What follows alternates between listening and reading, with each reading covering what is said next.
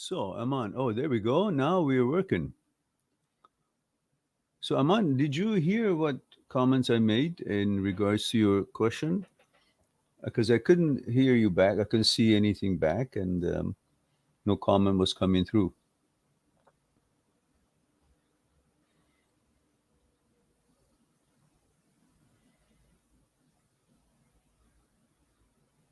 Ah, there it is. Oh, you heard. Okay, good. So, but I couldn't see any comments, and none of these people were showing up. Now, I guess we're back online. So we have Kazi Tuta. Hello, Kazi. And Kazi, guys, read what I'm writing here. Please let me know your age, gender, and which city you are watching the live stream. Thank you. So let's see if that shows up. There we go. All right. So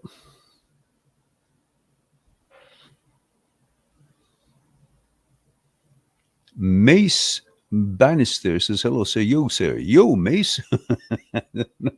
Okay. And Prithu says hello, Meran. Male 32 India. Thank you for that.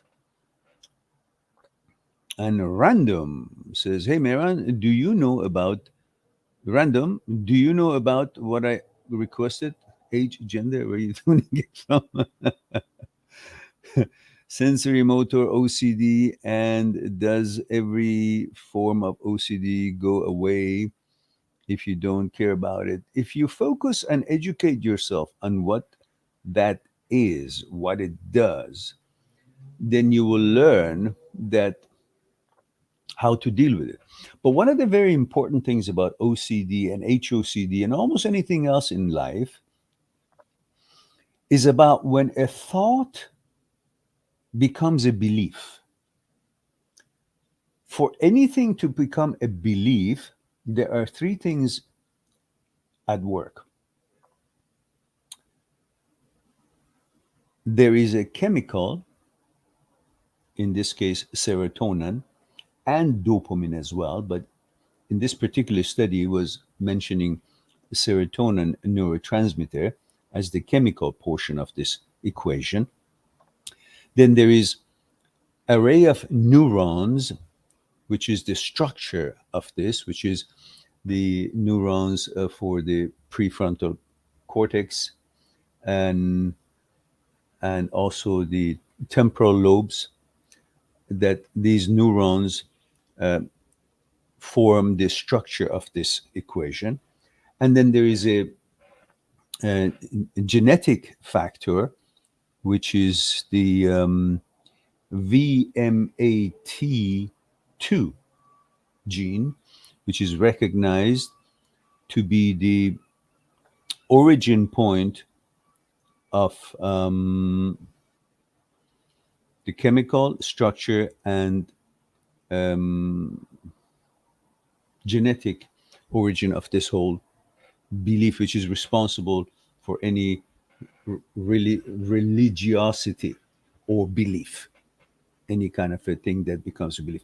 Once something is considered or accepted in you as religion, as belief, then it becomes a problem, and it leads to you believing HOCD, you believing your thoughts, you believing intrusive thoughts, because belief has no logic behind it.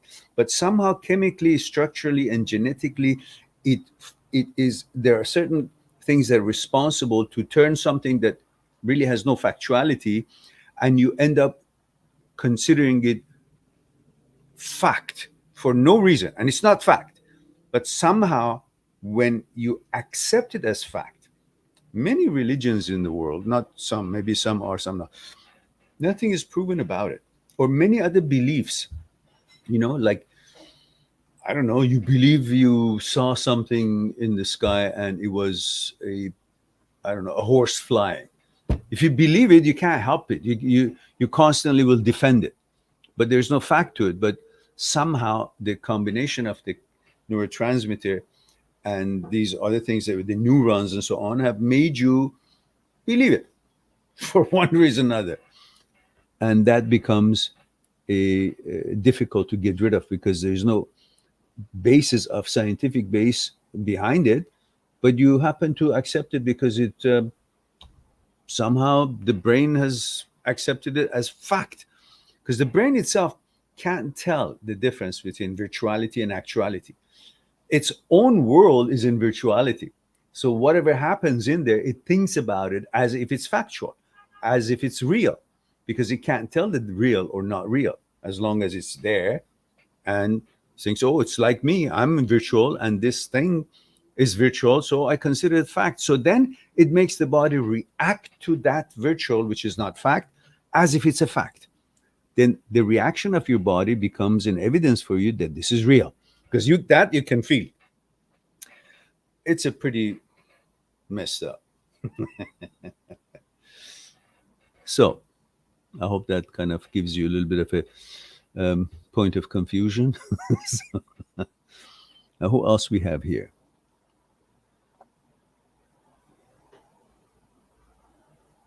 Aman says, which service you use to print out your t-shirts? Teespring. It's right here on the channel. Male 32 India. Pretty okay, we did that. Mace says 19 from UK. Thank you for that. And I have my favorite girl here from Texas, the warm country. That's Val. This is Mehran 35, female, Texas. Howdy. And Prithu says, I'm 32, India. Can you please share a quick meditation to keep myself focused in my work? Well, the quickest way of meditation is the simplest way. What is it that you do all the time without even thinking? And breathe, yeah? Now bring your thoughts and attention to that what you're doing automatically and you're not aware of it. That's the meditation. Very simple. In other words, when you're breathing in, imagine and see, visualize the air, oxygen coming in and follow its travel path.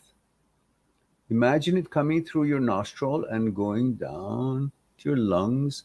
And then when you breathe out, focus on its travel path, coming out from the lungs to the nostril and out.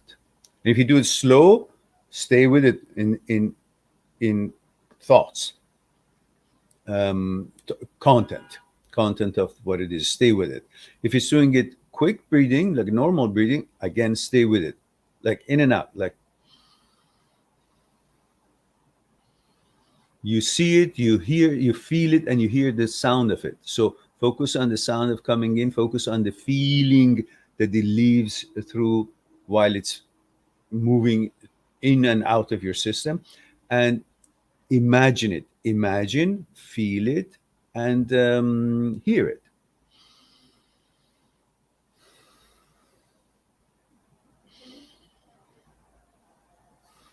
Stay with it. See the molecules of air coming in, going out, coming in, going out. Then feel how it feels while it's caressing your existence, your material coming in and going out. And then see if you can also hear it.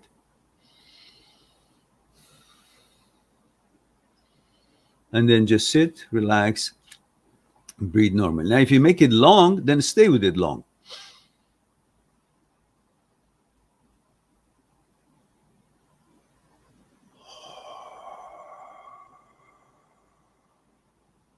Whether through your nose or through your mouth, stay with it. And you do that like 5 minutes, you'll see, wow, amazing energy and amazing relaxation. All right.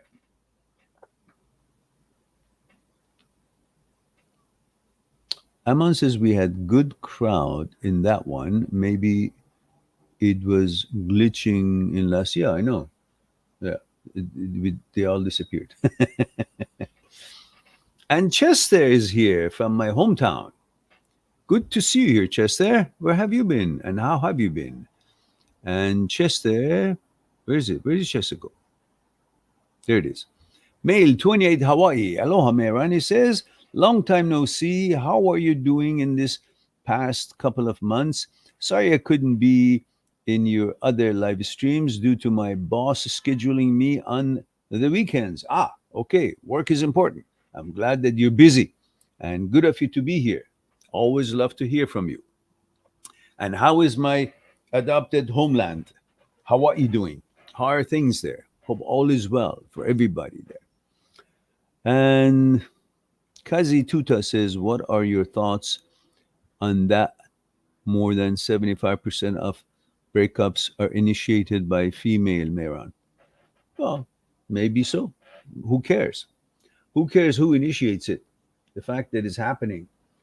Why it's happening is important. Who initiates it? Well, somebody initiates something.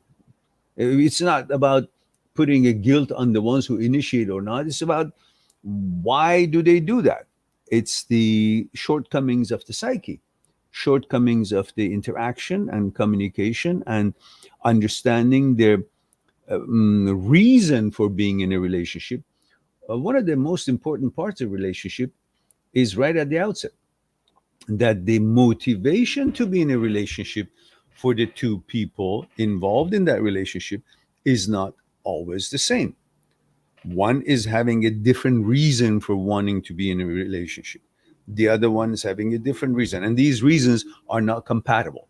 So at one point or another, they start not enjoying it because they assumed that their motivations and reasoning is the same. And they never really worked to understand each other, learn about each other, see what the expectations are. So the expectations, reasons, motivations were different at the stage of selection.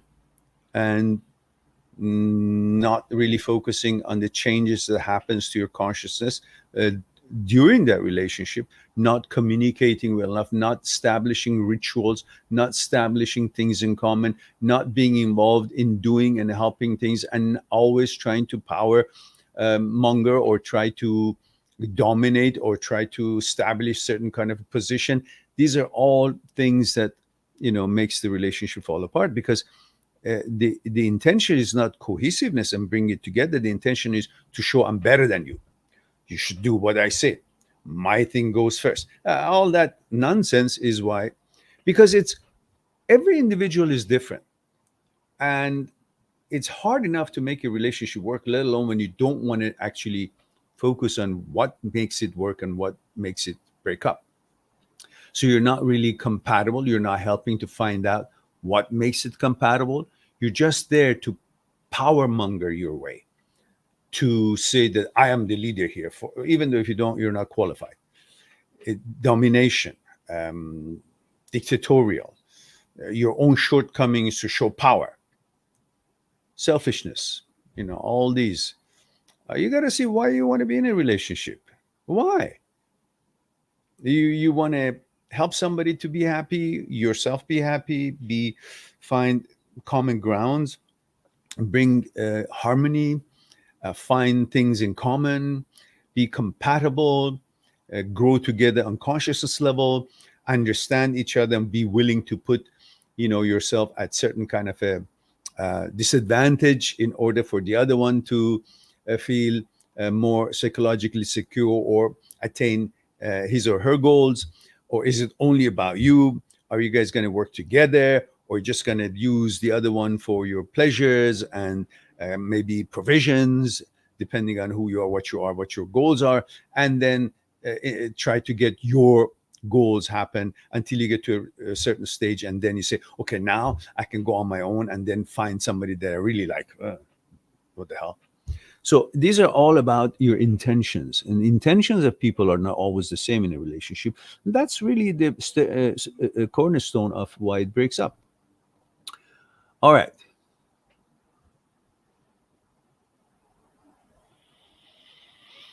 And Shika says, my daughter is 19. Can she even have HOC? Of course. You have HOCD from I don't know, early age, 9, 10, 11, 12, whatever. It's a mental thing. It's not having to do with anything. Male 32 Serbia, Kazi Tuta. Thank you for that.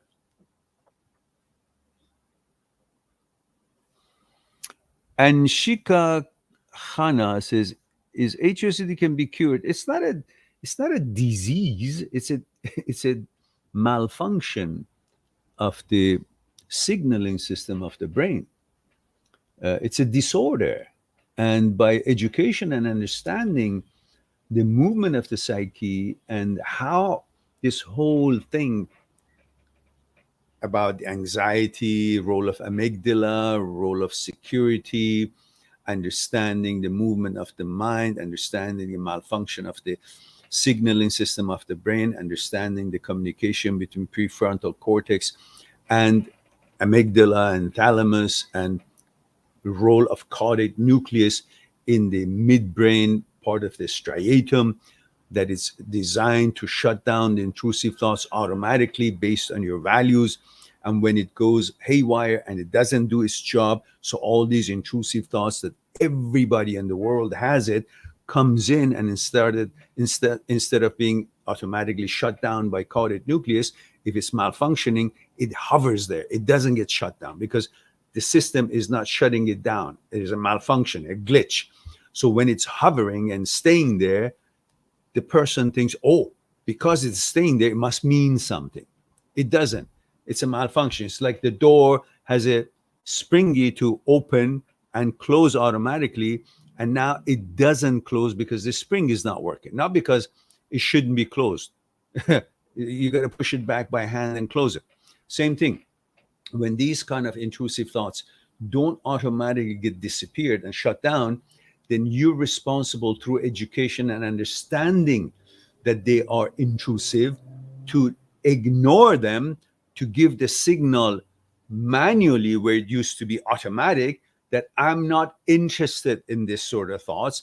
And by keep ignoring it, it gets the same signal that I'm not going to respond to these thoughts. I'm not going to engage with them. And eventually the brain understands it shouldn't focus on these intrusive thoughts as any fact because they are not. And eventually starts making less and less of them. And they disappear eventually. And caudate nucleus starts coming back to line and start working as it did. And if it happens again, you're educated to know how this whole thing works.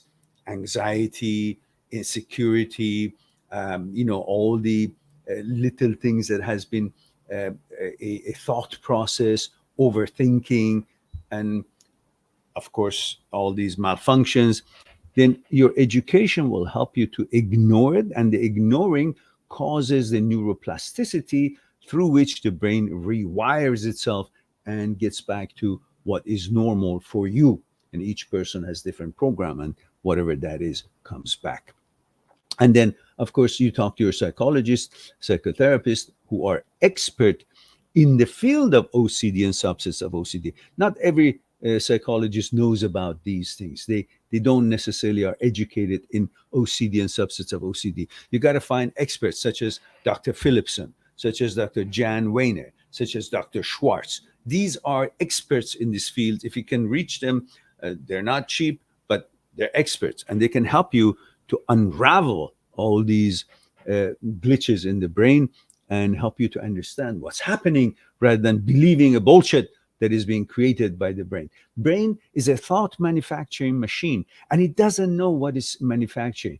Its job is just to make thoughts. So it does anything that comes in, anything that is possible in the world, as somehow the information has seeped through your consciousness, it picks up and makes thoughts. And you, because caudate nucleus is not functioning properly, and amygdala and the anxiety is playing with it and creating these insecurities, you think, oh, none of that is there. It's just because it means something. No, it's all because of a malfunction of the signaling system. So if you learn about that and help and have your psychologist help you, then of course you'll get back to how it used to be, how it should be functioning in no time. Well, it takes time, but it's something that everybody pretty much tangles with it in one way or another. The malfunction of the brain and the movement of the psyche is not just limited to someone who has OCD or HOCD or different glitches here and there. More people in the world have mental issues than people have physical issues. It's just a physical issue, so physical everybody can see it.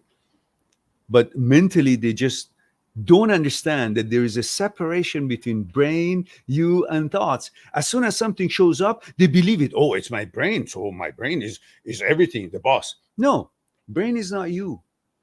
You're not the brain. If you understand the separation, which I have proven it through discussions and the videos in a playlist called Intrusive OCD HOCD Short Videos.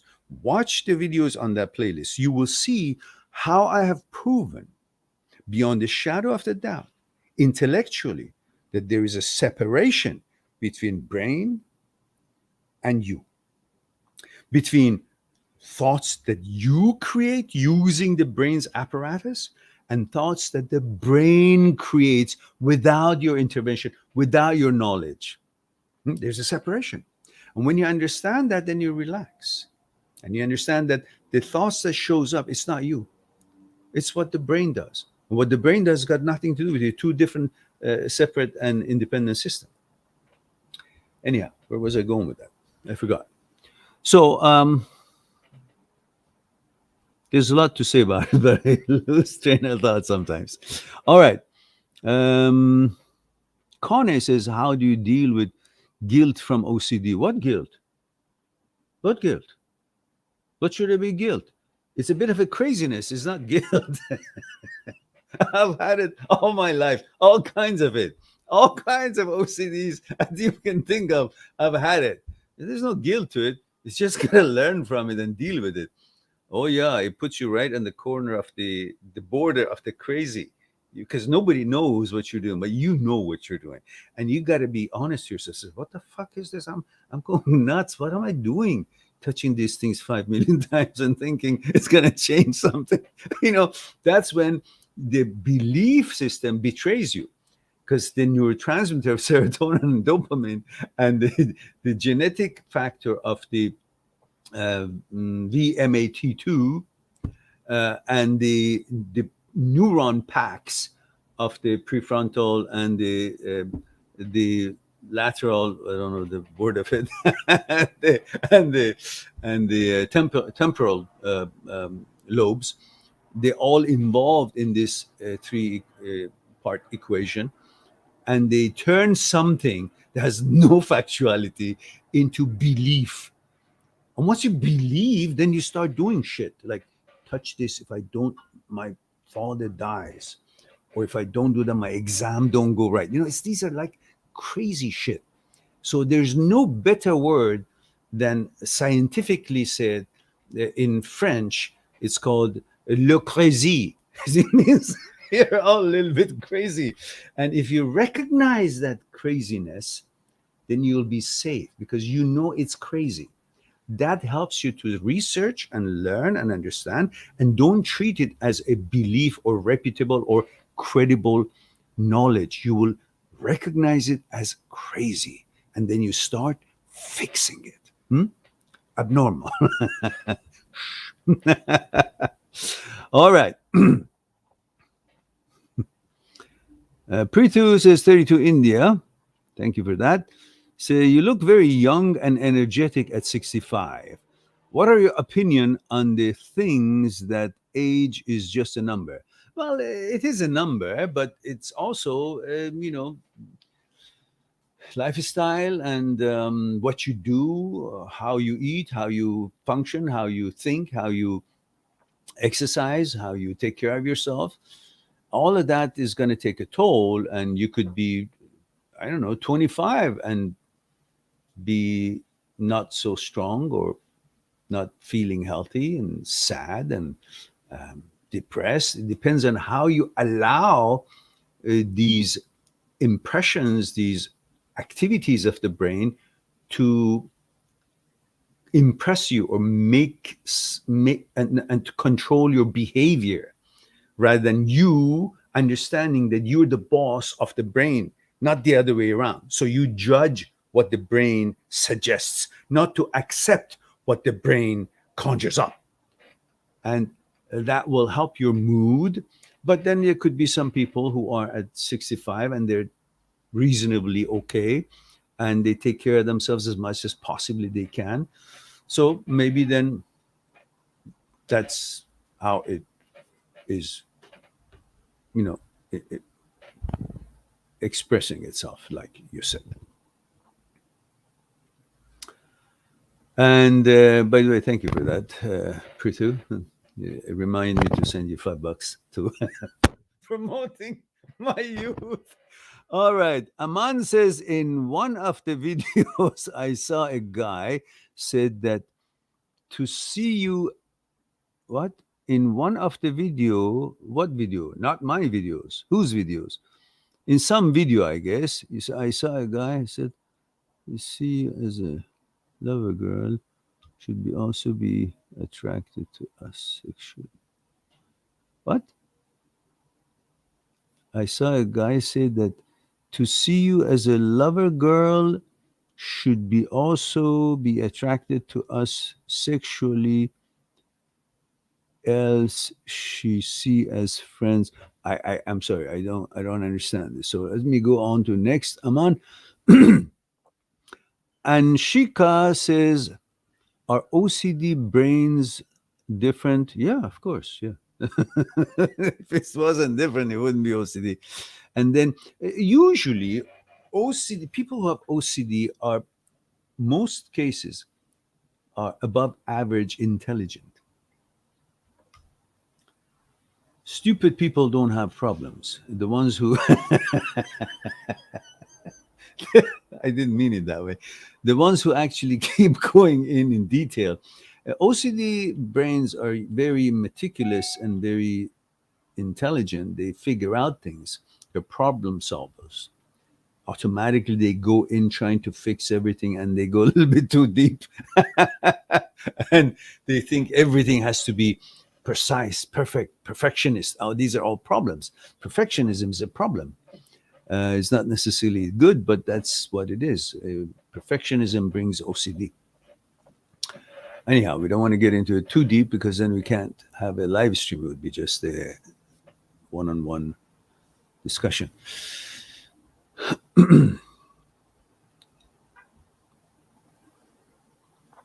Column says groinal response or not. So that's right, correct. I have a video on groinal response. You watch that, and it has you could have groinal response by just looking at the sun. Who knows? The anxiety, the interest, the happiness, the level of neurotransmitters, all that could cause you to have a certain kind of a bodily reaction, but that doesn't signify any sexual interest or change or any deviation of that sort. There's so many things. I mean, the funny thing is that when people look at, let's say, some hindquarters of a horse, whether a stallion or a mare, and they see the muscle and the brain associates that to sex, and they maybe get arousal, and they don't question that. Oh, that doesn't mean what? Am I a horsosexual? They don't question that at all. But when it's a human being that arousal takes place and it happens to be same gender, they don't follow the same path that this was brain associated that naked or that muscle or that look to the concept of sex, and the concept of sex as you understand it for you brings about that reaction, and then you think the reaction was because of the same gender. No, it wasn't.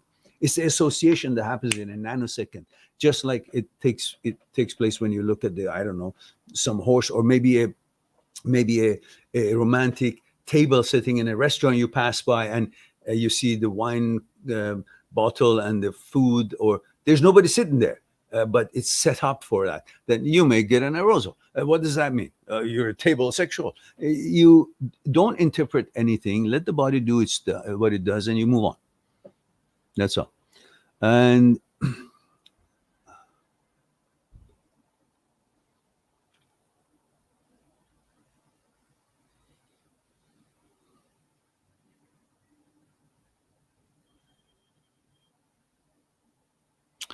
Aman says, Anshika, I don't know. You're talking to Anshika. Okay.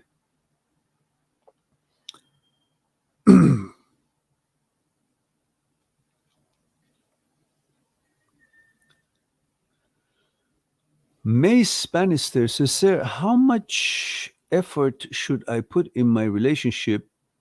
I know it sounds stupid, but I feel like if I try too much with her, I'll push her away, but yet also feel like I'm doing not doing enough. Look, don't be afraid that she's going to leave you.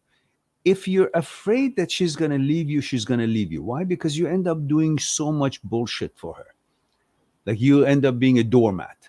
Yes, honey, what would you like? What should I get you? Oh, do you want something? Are you okay? Are you comfortable? Can I bring you a blanket? Are you This is all bullshit. Who the fuck do you think she is? She's another human being. She got to get up off her ass and go get her own blanket and treat her normal, not overpower with your love and attraction and affection, thinking that the more you say I love you, the more she realizes you love her and she will respond. No, women are not necessarily like that. Human being is necessarily not always appreciative to the attention. Depends on their value system, and depends on their um, gratitude level, depends on their appreciation level, their uh, confidence level, that they would appreciate your kindness, or they would get a big head and think, oh, I must be really so hot that this guy or this girl is paying so much attention to me. So if I'm that much hot and I don't think I'm that great, but they pay so much attention to me, so that means they're not that great because they're paying so much attention to me and I don't believe I'm that hot. In that way, they say, if they pay so much attention to me, they think I'm so amazing, but I don't think I'm that amazing. So that means if they're paying attention to something that I don't think is that great, that means they're not great. So because they're not great, I don't like them. That's because of lack of confidence that they have. Yeah. So don't butter them up so much. Be normal. If you don't like something, say I don't like it. But the fact is, because you want that companionship, you want that sex and intimacy, you want to hold their hand and kiss them because that's what your needs are as a heterosexual male. You love women and you want sexuality, you want intimacy, and because you need that, then to begin with, you think you're less than them, and you make them feel it. And when they feel you're less than them because your love and interest in them, they don't like you because they don't have enough confidence to appreciate, to be put on pedestal. And they don't deserve to be on pedestal. Why should they be on pedestal? If you treat them nice and they treat you nice, that's good enough. More than that is like you're bribing them to hold on. Let me touch you. Let me have you. Let me hold you. I'm going to give you all these emotions. And they're going to vomit because they're human being. They're not extraordinary to think that, oh, they can take it. No, they get overwhelmed and they don't have enough confidence and they feel, why is he paying so much attention to me? They want someone who pays less attention, normal attention. Yeah. So they have to do something to get that attention. But if they don't have to do anything, they constantly get bombarded with these flowers and love and affection and services, they wouldn't have any value for you because you're giving to them something they didn't ask for. Always wait for, be nice, be cordial, be gentleman, be kind, be unselfish, be attentive, all that true. But more than enough, it makes them feel as if they are above you, beyond you, too good for you. Then they leave you. Hmm? Don't do that. Why do you do that? As much as you want to be intimate with them, they want to be intimate with you. Of course, you want more. Yeah, I know. But you show that too much, they'll leave. All right. And that's not your fault. It's just that's how most women are. Most human beings. I mean, either way, if a woman also pays so much attention to the guy gets a big head.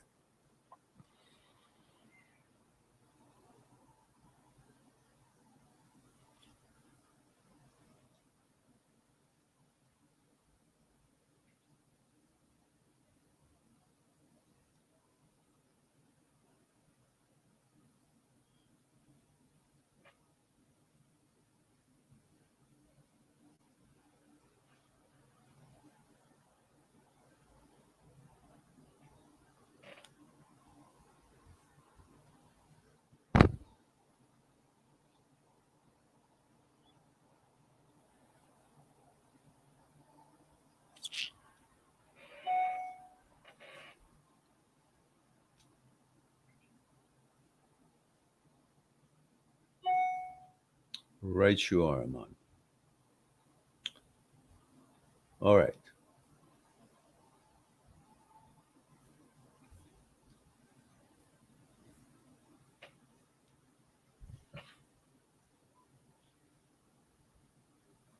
Kazi Tuta says, beautiful answer as always, Mira. Oh, which answer was that? I got to check that out because I hardly give any beautiful answer.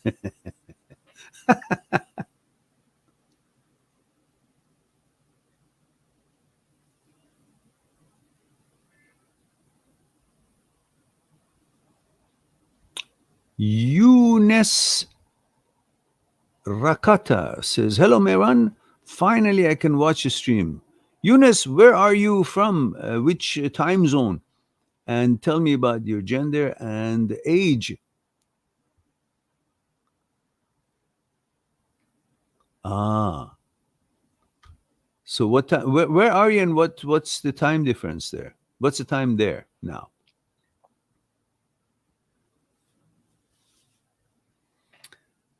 And Shika says, Meran sir, thank you so much. You're quite welcome.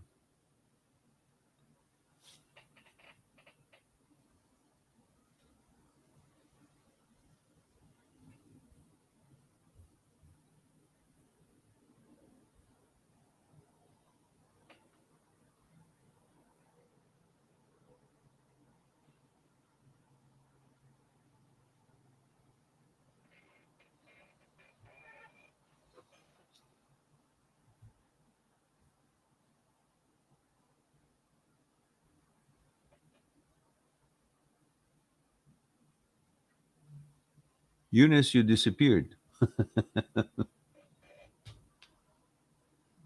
Okay, I'll have a sip of this tea while I wait for my answer. Wow, it's still hot. We're 8 minutes into our, or more than that. We're about, we had another 12 minutes before that. We're 40 minutes into it, and this Yeti cup keeps things so hot, regardless of how long, that even if I take the lid off, it still stays hot for a while. If I put the lid on and go for a walk for 2 hours and come back, it's still warm. It's an amazing cup. Yeti cup.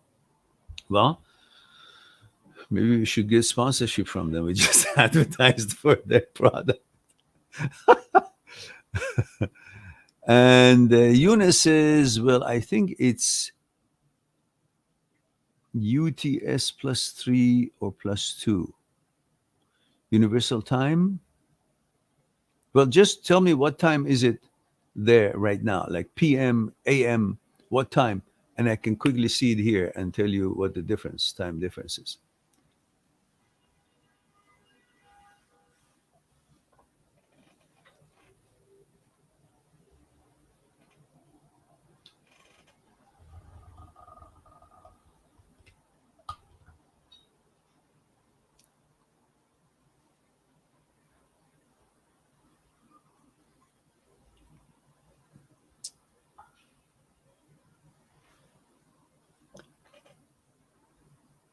Unstoppable Force says Bran, male, 25, London, ethnicity Jamaican, English, height 182.5 centimeter. Thank you for all the detail. We don't need that kind of a detail, but thank you for sharing. Says, how long should you date before getting into a relationship? You will know. You don't, there's no time, specific time. The different people, different stage of relationship, different way of communication, different compatibility levels, different bonding, unconscious level, how much time it takes for you guys to know each other, how long you spend time with each other during the week. These are all factors that you don't know. So there's no set time for that. But one thing is for sure, you know when you're in a relationship, when you have been together for a while, you've enjoyed each other's company, you always get happy to see each other, and you've done a few number of kissings and holding hands and hugging, and then eventually no need to be announced. You already know you're in a relationship when you both feel the same and look forward to see each other, and you know can't get enough of each other, and look, make arrangements, and you're both making efforts to make those arrangements and meetings happen, and there's no convincing of one to the other to let's go out, no please go, says oh no I don't have time, like no, when it's all smooth and flowing, then you're in a relationship. And Eunice says it's 2:14 a. It must be a.m. Yeah, Eunice, for God's sake, say a.m. p.m. so I understand. What the hell is 0214? Could be afternoon for all I care. So, so I take it you mean it's probably, there it is, Morocco. So all it is, I just go here and simply say time in Morocco. And then it tells me 12:16 a.m. 12:16 a.m. is time in Morocco. That means this is 4:17, 4:16. Means you're 8 hours difference. You're 8 hours ahead. So right now it's 22nd, August 22nd, 16 minutes after. So why do you say 2? It's not 2 o'clock.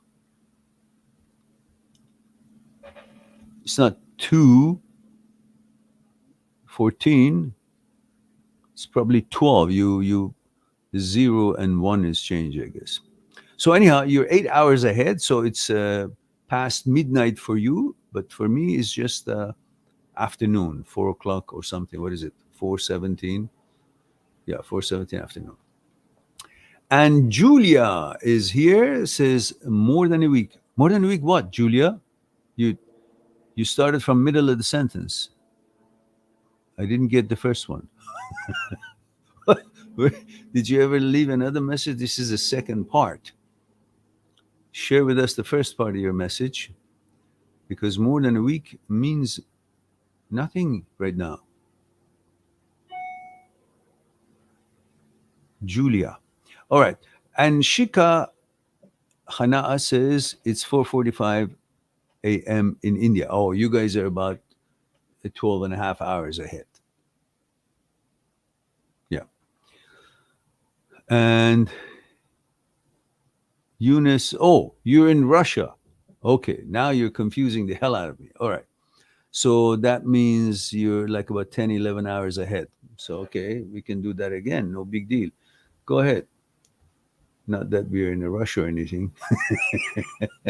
Time in Russia. And there we go. That's 2:18. Okay, that's where you are. So 2:18 a.m. So Morocco is 8 hours and Russia is 10 hours ahead. Yep. All right. Got it. All clear. All clear.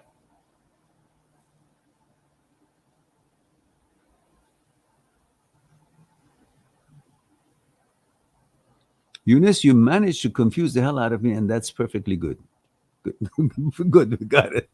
No, but it's all clear. All right. So we're looking for Nova. It says, hey, Miran, male 21, Florida, USA. Ah, the land of free, Florida. No bullshit there. Everybody's free. Do what they want to do. They want to get it, they get it. They don't want to get it. Nobody's going to give them shit. And that's good. And it says, you want to know something I have noticed, Mehran? Okay. And Nova says, why do gay people always try to turn or convince and confuse people that they are gay? It's honestly really infuriating. Well, if you look at pretty much anything that any human being does, they would like to invite others to be engaged in what they are interested in. Like if they like a pastry, they promoted, hey, this is so good, come, let's go have pastry, and this is really good, because they want you to be like them. And if they like to play soccer, they say, hey, let's go have a game, or they like to recruit others to be like them, so they'll have more things in common. And in this particular case, I believe that would be the cause of that kind of a approach, if some of them, of the people that may have engaged in that kind of a conversation or discussion that was geared towards uh, encouraging or inviting you to believe a certain thing that is not in line with your values. Okay. Yuna says, I am an architect student doing my master's degree. Right now, I am in the airport waiting for my plane. Oh, really? Where the heck are you going? You finished studies, or you're going from one part of Russia to the other part? Yuna says, excuse my misspelling. I write fast. No worries. It happens. Even if you write correctly, the autocorrect might mess it up.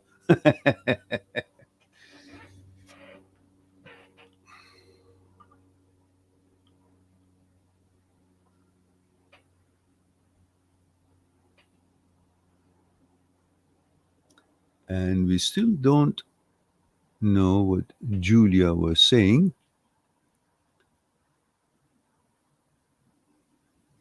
More than a week. Okay, I guess something is more than a week. All right.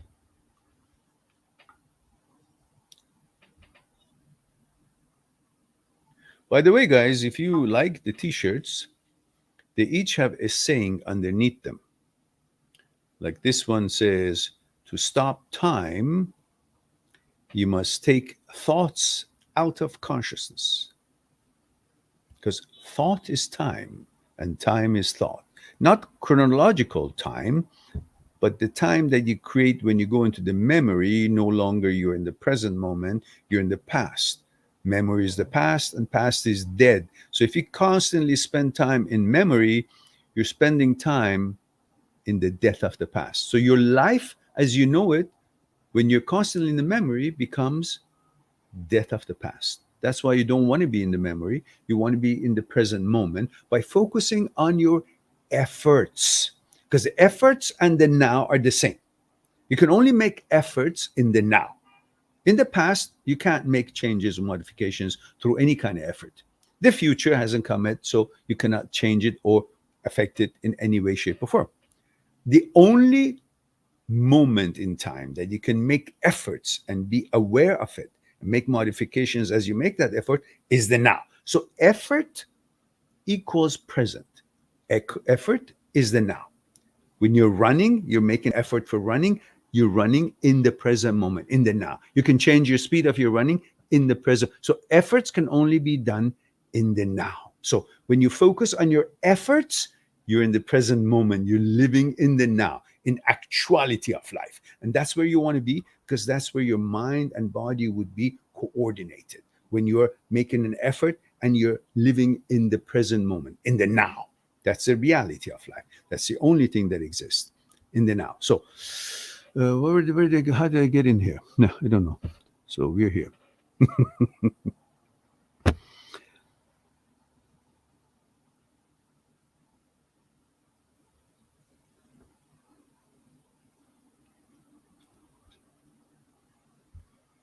Mace says, I know I shouldn't give her a pedestal, sir, but recently I get told I come across as rude or selfish, but I don't feel like I am.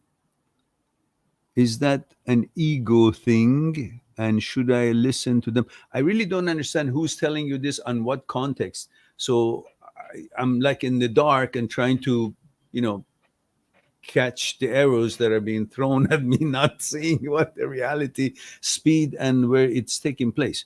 So I really don't know what you're talking about as far as what do you mean by you've been rude? To whom? To your girlfriend? What she says? Well, if you've been rude, well, then don't be rude. But you don't have to be. You can't be rude and then constantly bring her cotton candy. That's not going to fix it. You got to change your rudeness, not be rude and then bring flour. That's narcissistic. That's stupid. So sit down and talk to her. Listen to her. See what makes her psychologically secure, what gives her security, what makes her feel comfortable to be with her. Don't try to show you're a man by forcing or dominating or dictating or scaring her. That's not being a man, that's being an asshole. Being a man is different than being a male. Male is one who's got a dick. Man is someone by character, compassion, love, care, protection, service, security, creating safety, being unselfish, providing, caring, kindness, love, showing affection. That's a confident man. But just because you're a male, that doesn't make you a man. Male can be an asshole, can be a man, depending on how its behavior and its psyche and its understanding of the proper behavior with women is. You make a woman feel safe and respected, loved, paid attention to, then you're beginning to be a man. You want to dominate her, push her, force her, make her scared of you, then you're a fucking idiot. You're an asshole. That's all I have to say about that. Forrest Gump. And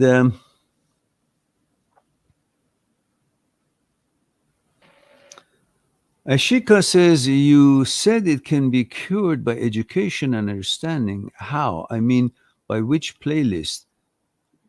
She can see. Well, I've got hundreds of videos on this channel. And Shika, you go and put a word in the search engine of my channel, HOCD.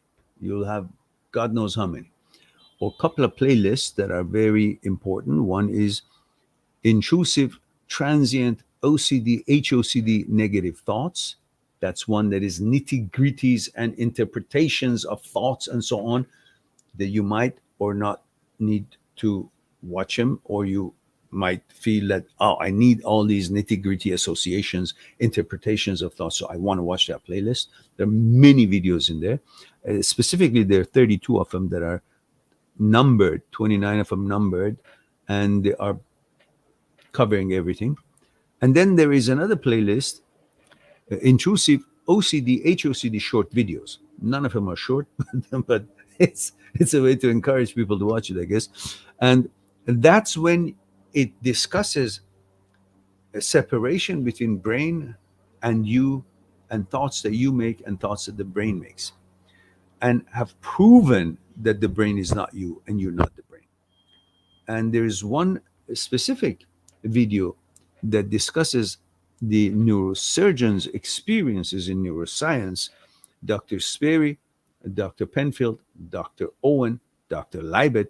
These are brilliant, famous, world famous Nobel Prize winning type of echelon of research that beyond the shadow of the doubt proves that there are aspects of you and the mind that the brain cannot even reach, which means brain is not you, you're not the brain.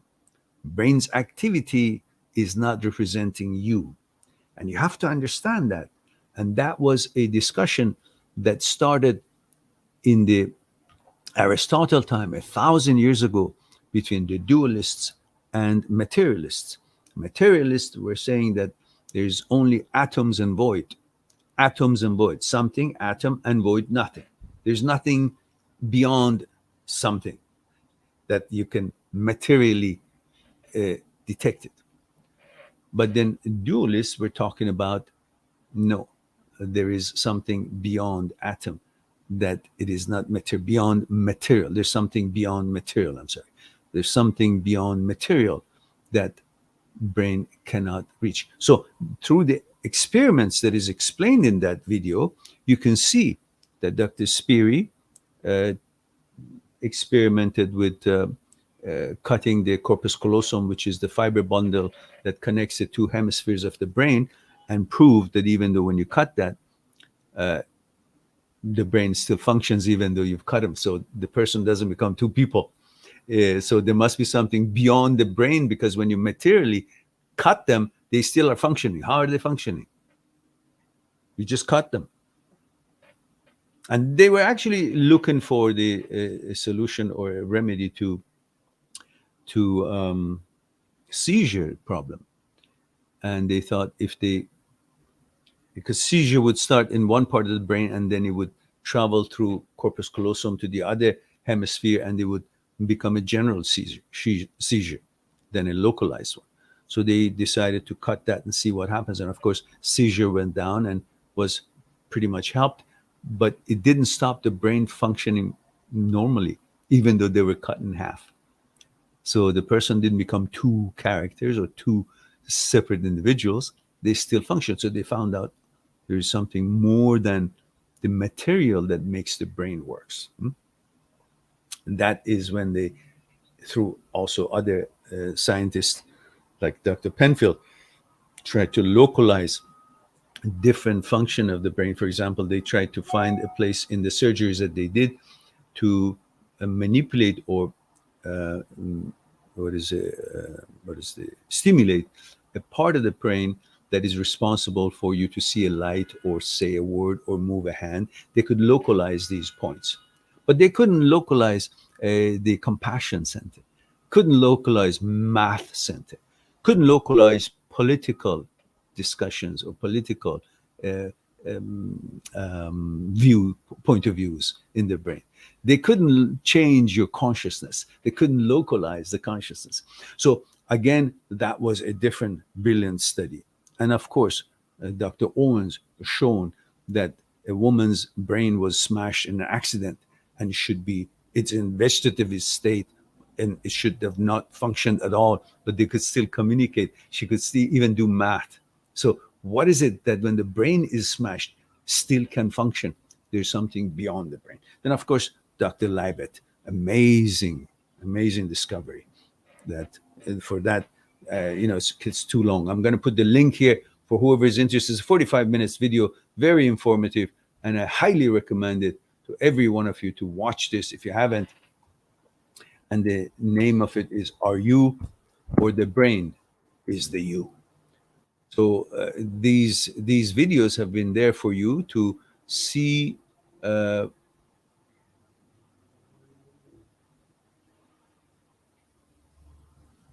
if I can get this working, there we go. Okay, that's the link for it.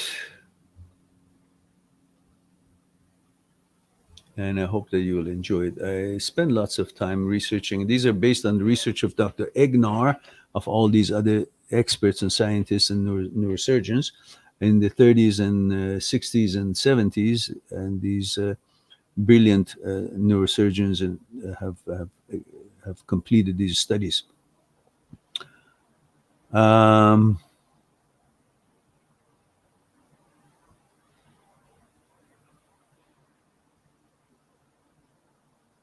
Yeah, and Shika, you constantly, that's an OCD brain, you constantly stick into negative. Those people who say that, they're a bunch of idiots who've said that. They're, they're not knowledgeable, they're not qualified, and they may have alternative motives. But what they're saying is not scientific, it's bullshit. And stop looking at these nonsense that people who are not qualified, don't have education, keep talking about it.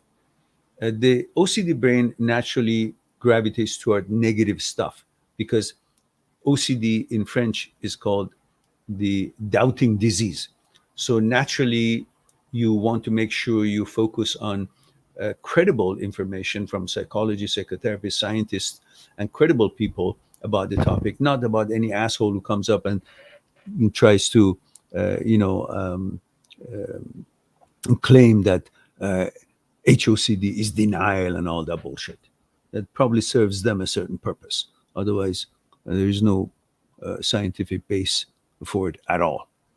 So you must find psychologists who are expert in OCD and subsets of OCD. As I mentioned, famous, educated psychotherapists, psychologists, such as Dr. Jan Weiner, such as Dr. Philipson, and such as Dr. Schwartz. These are people who spend their life studying and coming up with ways to help people, rather than some idiot who doesn't know anything, just studied psychology and he thinks he knows everything about psychology. Like any other parts, has specialities, so it needs to be considered. uh, and Shika says, thank you for the video link, you're welcome. Nova says, the people who pay, who say that want to increase the, okay, yeah. Yeah, possibly.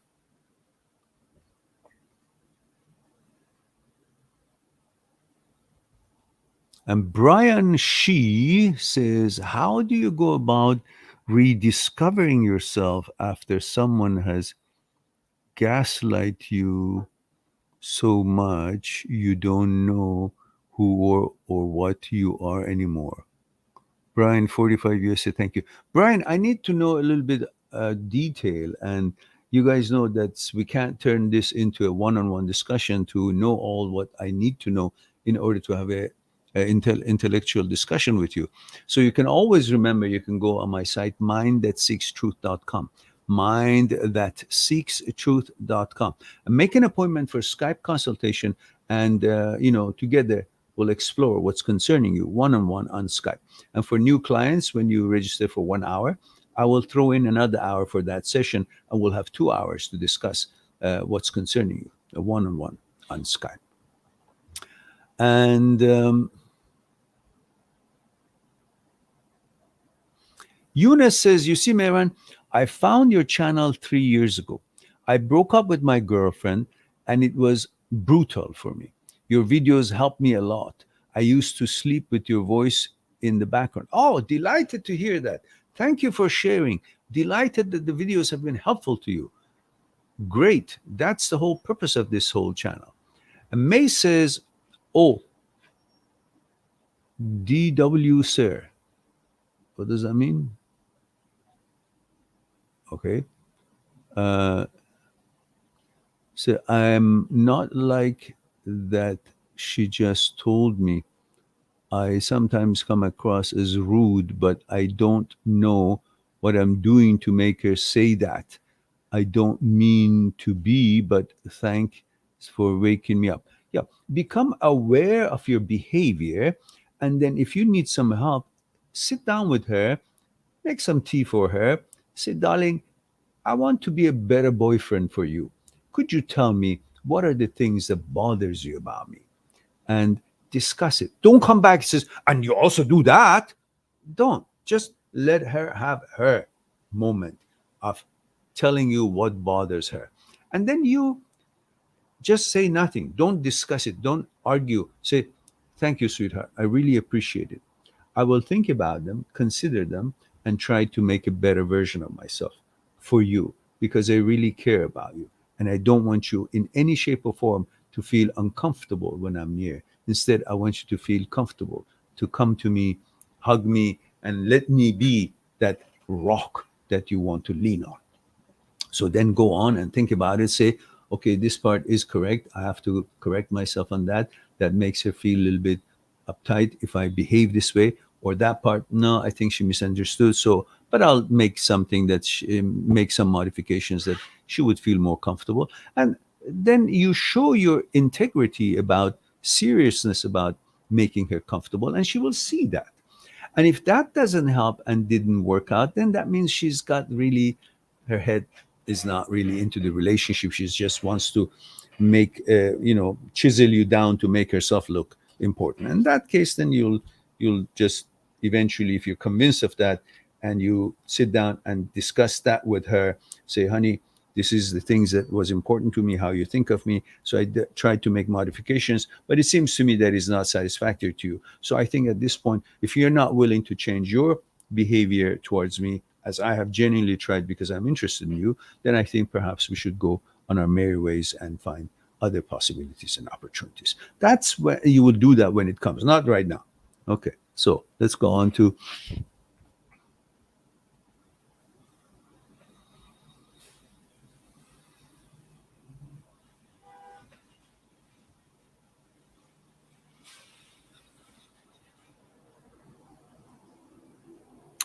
And we have Rani Aydemir, okay. And says, hey, I'm Rani, 24 years old from Germany. Ah, guten Tag, wie geht's heute? And says, I broke up with my girlfriend 3 months ago. We were in a relationship for 5 years. Ah, 5 years. You were 19 years old. It's time to break it anyhow. Since then, I dream every night from here and miss her. I want to forget her. You will. You don't have to push to forget her. And why do you have to forget her? Just understand that this was a relationship, that you were 19 years old. You hardly knew who you are. You hardly knew what standards you have or you should have, let alone know what kind of girl you are. But at that age, you can fall in love with a tree because it's round and, shapes good. You can hug it. that's, that's as far as it goes. The standards of the age 19 boy. So, so, so you experience, and 5 years is too long for a relationship starting at 19. Now you know a little bit more about yourself, and you got to trust yourself. You got to have respect for yourself, and you got to have respect for her to allow her to make her own decisions. That she wanted to break up, or you wanted to break up, however you're broken up, and she can go on her merry way and find her way, and you can go and do the same. But you don't have to forget about her. Like, oh, I miss her. Yeah, okay, of course you miss her. You have the same, I don't know, handbag, and you go to school with it. If it gets lost, you miss it because it's been with you for 2 years. This one, you guys been together for 5 years, so naturally you have a certain conditioning that is part of your order. What you're missing really is not her necessarily, because if that was what the real problem was, you wouldn't be breaking up, because you would be so attached to each other. But you have broken up. Why? Because obviously you're no longer compatible as you used to be when you were 19, which at the time you had not much of a standards. All you cared about is if she's got nice legs or nice boob or nice smile, or you guys like each other physically, and that was it. And then you try to find out if you have anything in common. So 5 years pass by. Now you've all changed on your consciousness level, and the consciousness is not that much compatible anymore.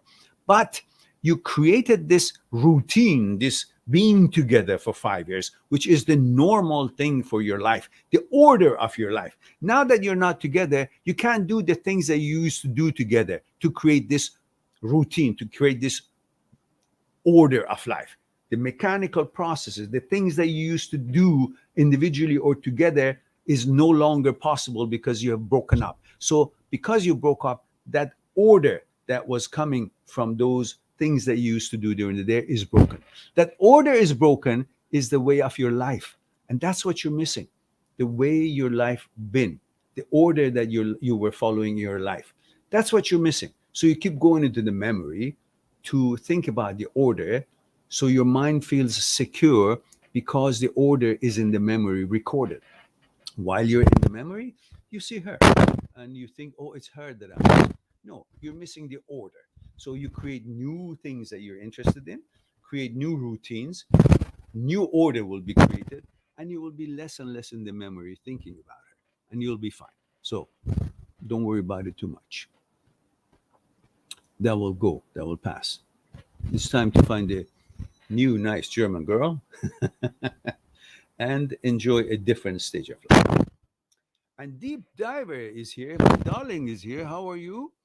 And where have you been, Miran? Be honest. Yes, okay. Yes, let me have my tea. This is honest tea I have. So,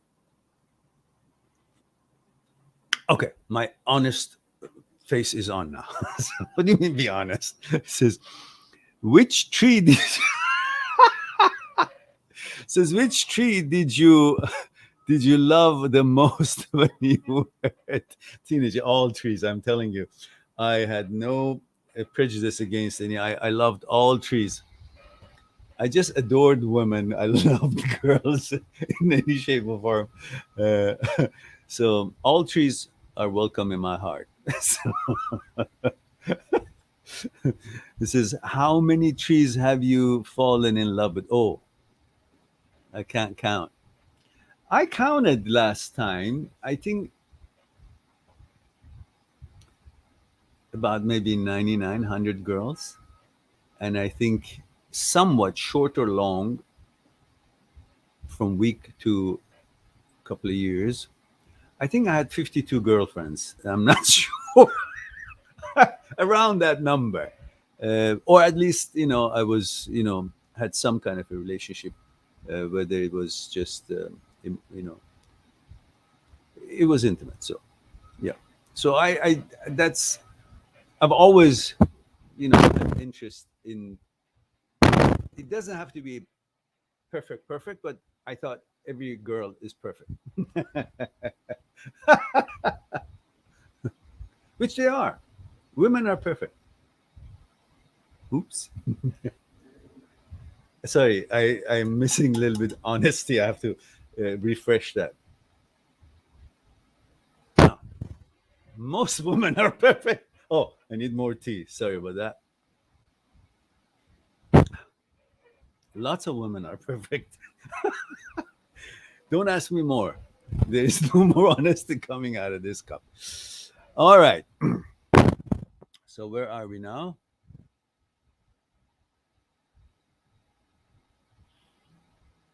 And Gustavo Candido says, "Hi, sir. Hello, Gustavo. Remind me of your age, gender, where you're tuning in from." Gustavo.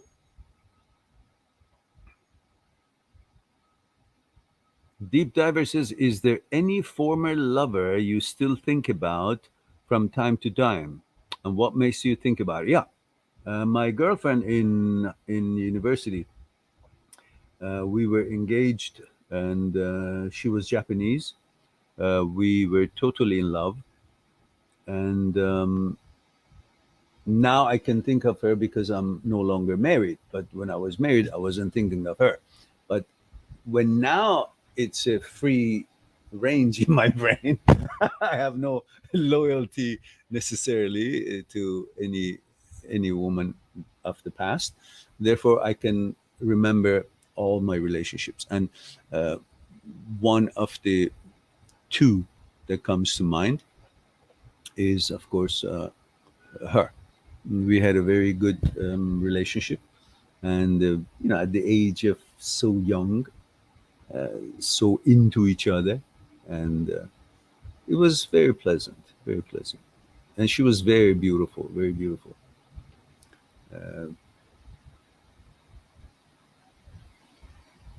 All right.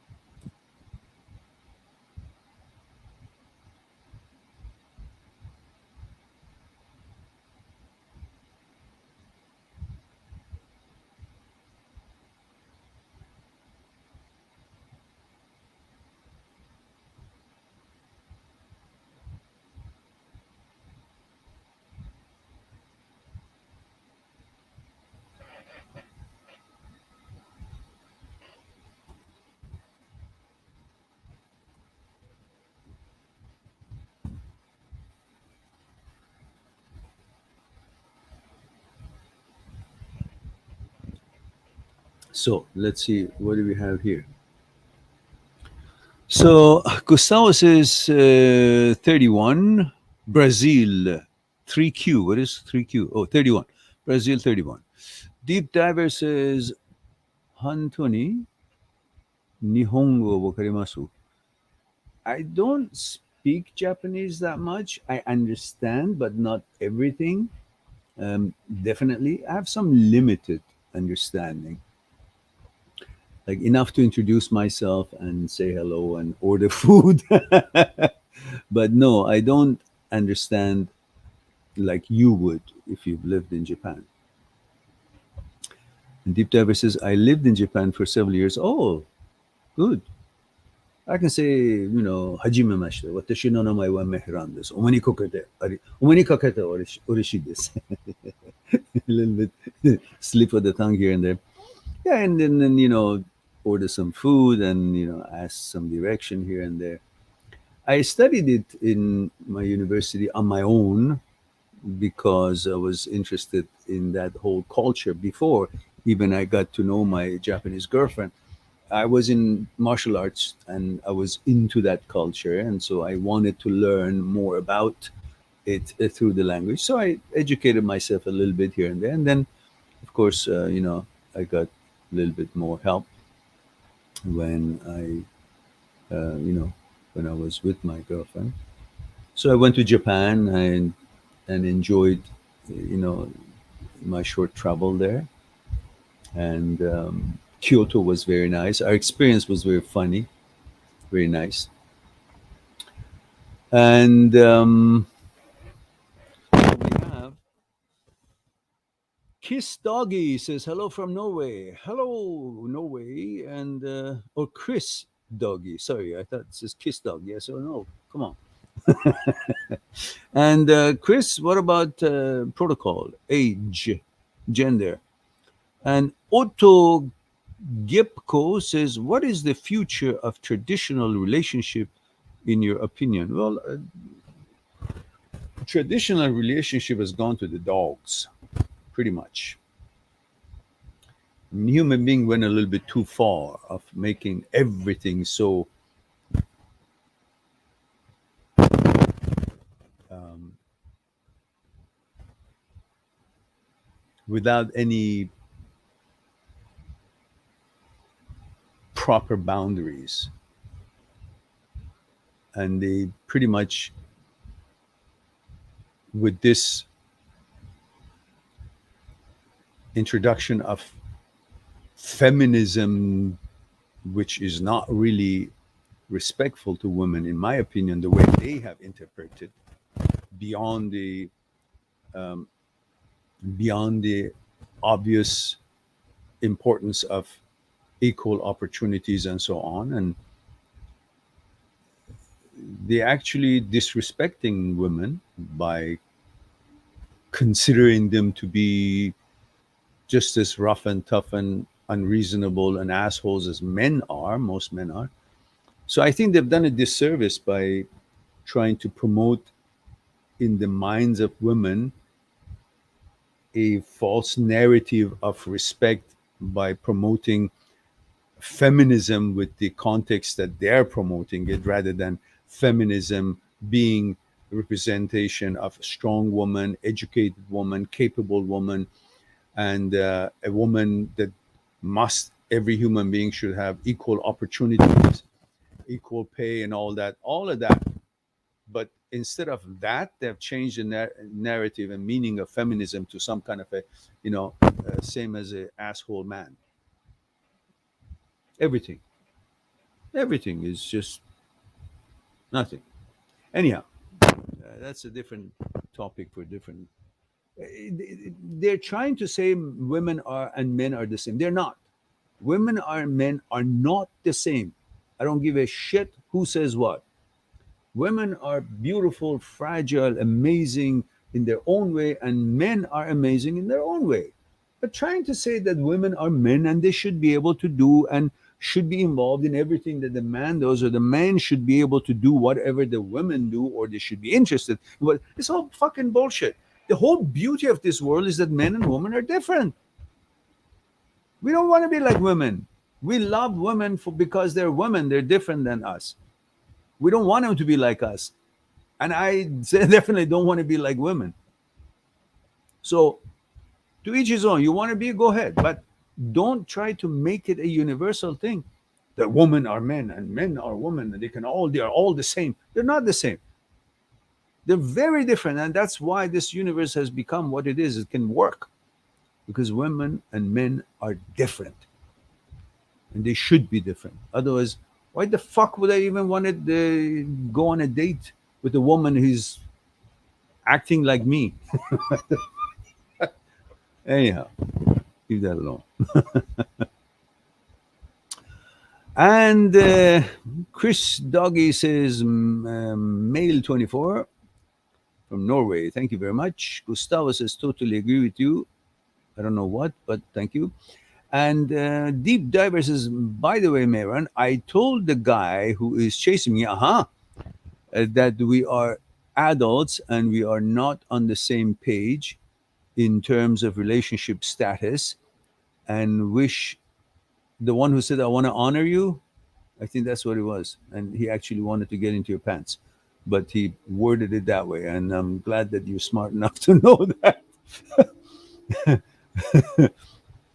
And it says, we are not on the same page in terms of relationship status, and wish he finds a woman who will go with the flow with him. Good girl. Look, I have no problem with men and women be honest with each other. I mean, she wants to sleep with the guy, says it. And if the guy wants to sleep with the girl, comes out and says, listen, I really like you because I think you're very sexy and I would love to get to know you, and I, want to have a, intimate relationship with you. But not fooling them under disguise, under different pretexts. That's bullshit. That's not even honest intimacy. So it's like stealing something. You got to be clear. And if she's okay with it, then great. If she's not okay with it, then that's it. Move along. And Otto Gipko says, thank you for that. For what? I don't know, but you're welcome. Let me have some honesty.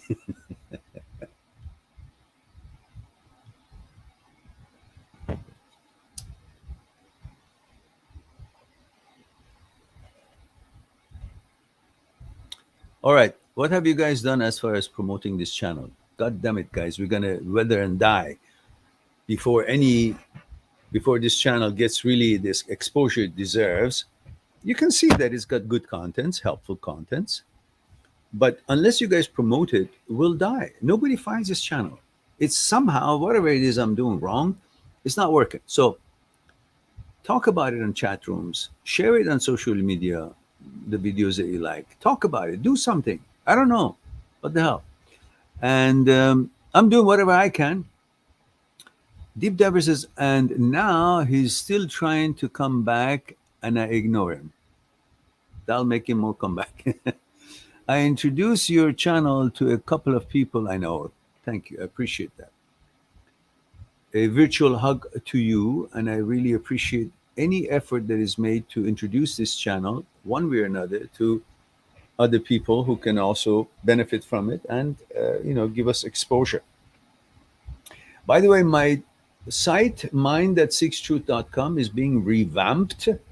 So once the new site is on, my talented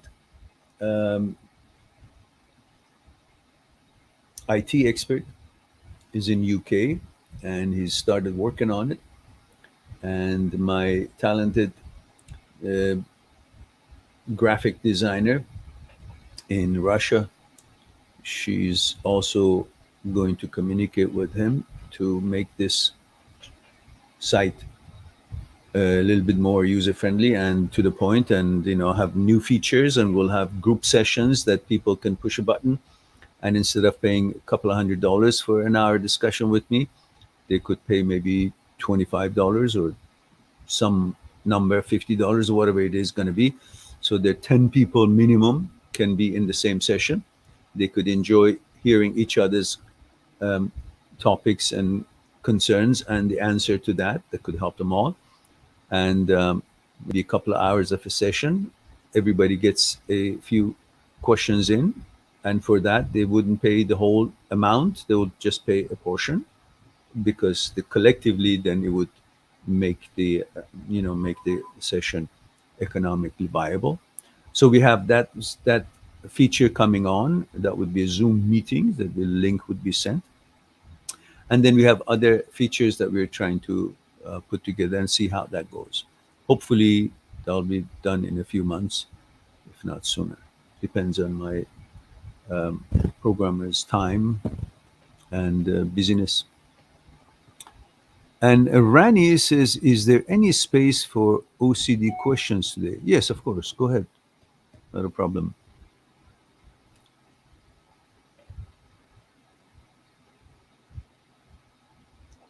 Deep Diver says, "By the way, Mehran, what top advice do you give your son regarding relationship?" I've talked all his life, so he knows everything I know. No more advice. And he's had many different girlfriends, so I'm sure he's an expert by now. But every relationship is different. My advice to everyone would be focus at the selection stage and focus on what your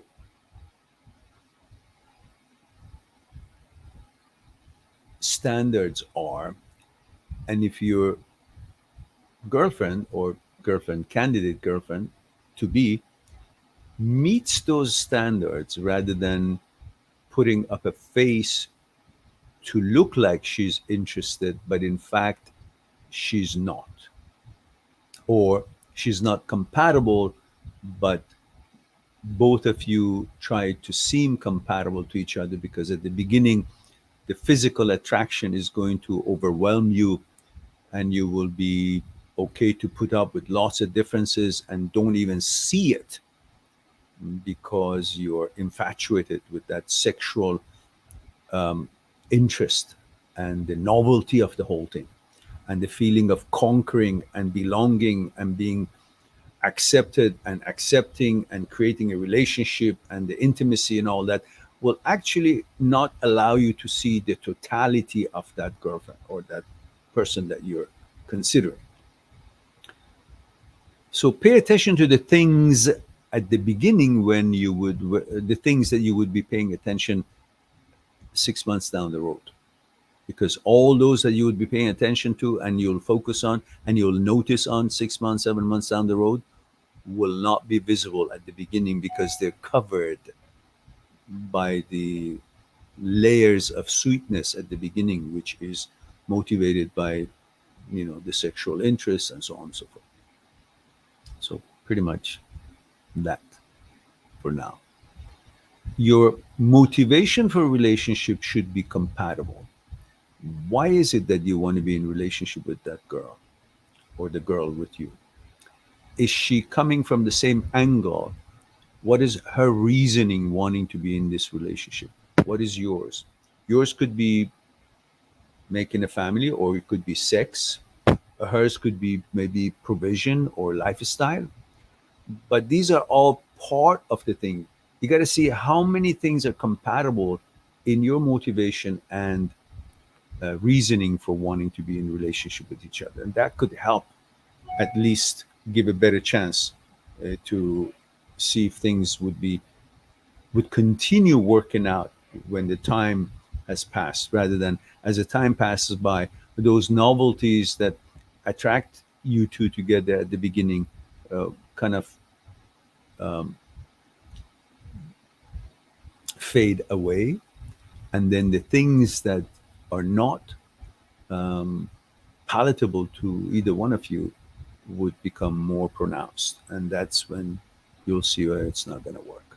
Why? Because the foundation of the relationship is based on compatibility on the consciousness level. But at the beginning, the foundation didn't exist. It was all about the emotional satisfactions and the intimacy, excitement, and so on, which is not a foundation. It's just the motivation or introduction or invitation to get to know each other, actually. So, anyhow, I hope that was something that you're looking for. Rani says, okay, so my HOCD has been much better recently. I still had false attraction, but it didn't bother me because I was confident about my sexuality. The problem is that you interpret things. You see, the problem with most people with mental issue is that they interpret in HOCD and so on, they interpret rather than observe, they come to conclusion. You see, the words does not allow the brain to function properly because words mean something. The meaning is a conclusion, therefore it takes away observation and takes it to conclusion, and the conclusion you now to know, now you now need to know why. But if there is no conclusion, which there shouldn't be, the words should not interfere with the function of the brain is trained to see something, experience something, observe something, and that's it, you go on. But when the words and meanings come into the picture of what was visible, what was observed, and give it a certain kind of a connotation, give it a certain kind of a conclusion, a label, and then now you're part of a group or some kind of a conclusion, and you do not agree with it because your values are not there, and you still are not. But the meaning of the word, of what you observe, tries to portray or tell you that you are now as part of a group because the meaning of this word has a certain conclusion attached to it, which makes you pissed off because it's not in line with your values. And you're not part of that conclusion, but you're falling for the meaning of the word, interferes with the observation of the brain, and makes the brain thinks that there's a conclusion here, the interpretation here, and that bugs you. But when you stop interpreting anything and focus on observing things, not interpreting and bringing to label or conclusion. In other words, don't allow words and meanings of the words interfere with the observation, with living. If you don't allow that happen, then you're okay. But what happens is you say, "Oh, uh, I that must have mean something," and the meaning of a word, I have to have a brain that does not recognize the meaning, so I won't be thinking that the meaning is me. Meaning is not you. Meaning is a word. Fuck the word. Why are you becoming a meaning of a word than believing in who you are and in what you've been? So, okay, I noticed some guys, I don't know, naked, good muscles. What the fuck? Okay, whatever comes to the brain does. Who gives a shit? I still, my choices and my vetoes and my values tells me who I am, who I'm not, what I'm interested, what I'm not interested. What do I care about the meaning of that? What was interpreted by the brain according to what information is out there and what the narrative of different conclusions supposed to be interfering with the um, association and interpretation of things that we experience in life, visually or mentally or whatever comes ahead in the streets that we witness. Why? Because we're conditioned to think that the brain is you. But when you understand that you're not the brain and brain is not you, then you don't give a fuck about what interpretation took place of this observation, what word interfered with and introducing some kind of a conclusion contrary to your values. And you don't stick with your values, you think, oh, because there was a suggestion of some meaning of a word in this observation, therefore I must now focus on this rather than focusing on, I don't care, my values are different, and I stick with my values. Anyhow, and says,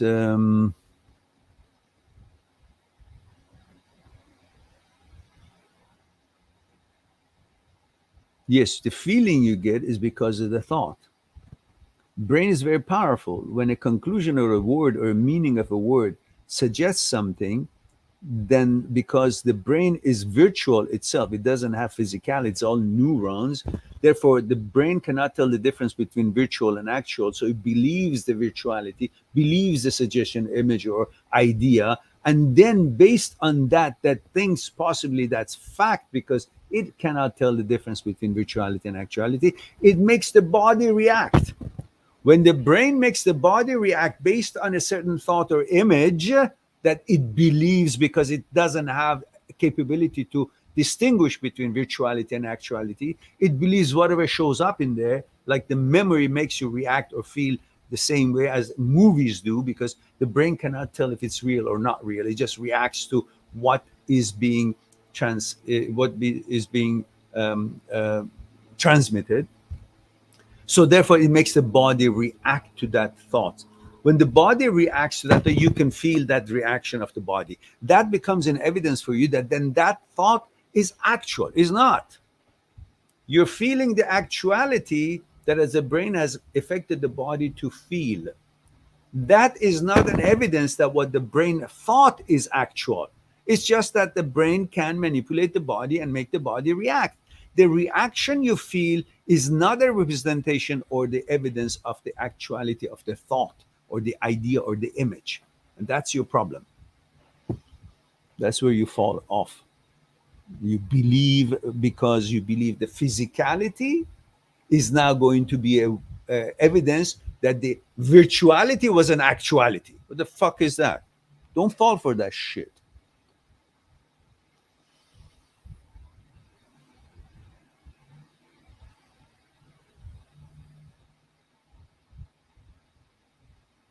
All right. Rory says, "Hi, Mehran. Love your channel and wisdom." Thank you, Rory. And let me know your credentials as far as age, gender, which city or country you're tuning in from.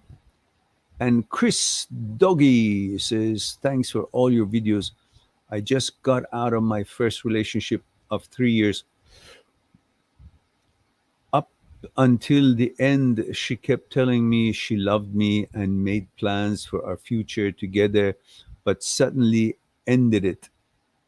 My question is, how do I get over trust issues as a result of this in new relationship? I feel words like these are so empty right now." Listen, you drove a car and you were driving on the highway and the brake is not working. Huh? It breaks and then you maybe crash. Or you have a hard time to stop it. Finally, you stop. Does that mean all cars are now lacking the proper brake system? Or this fucking car was something wrong with it?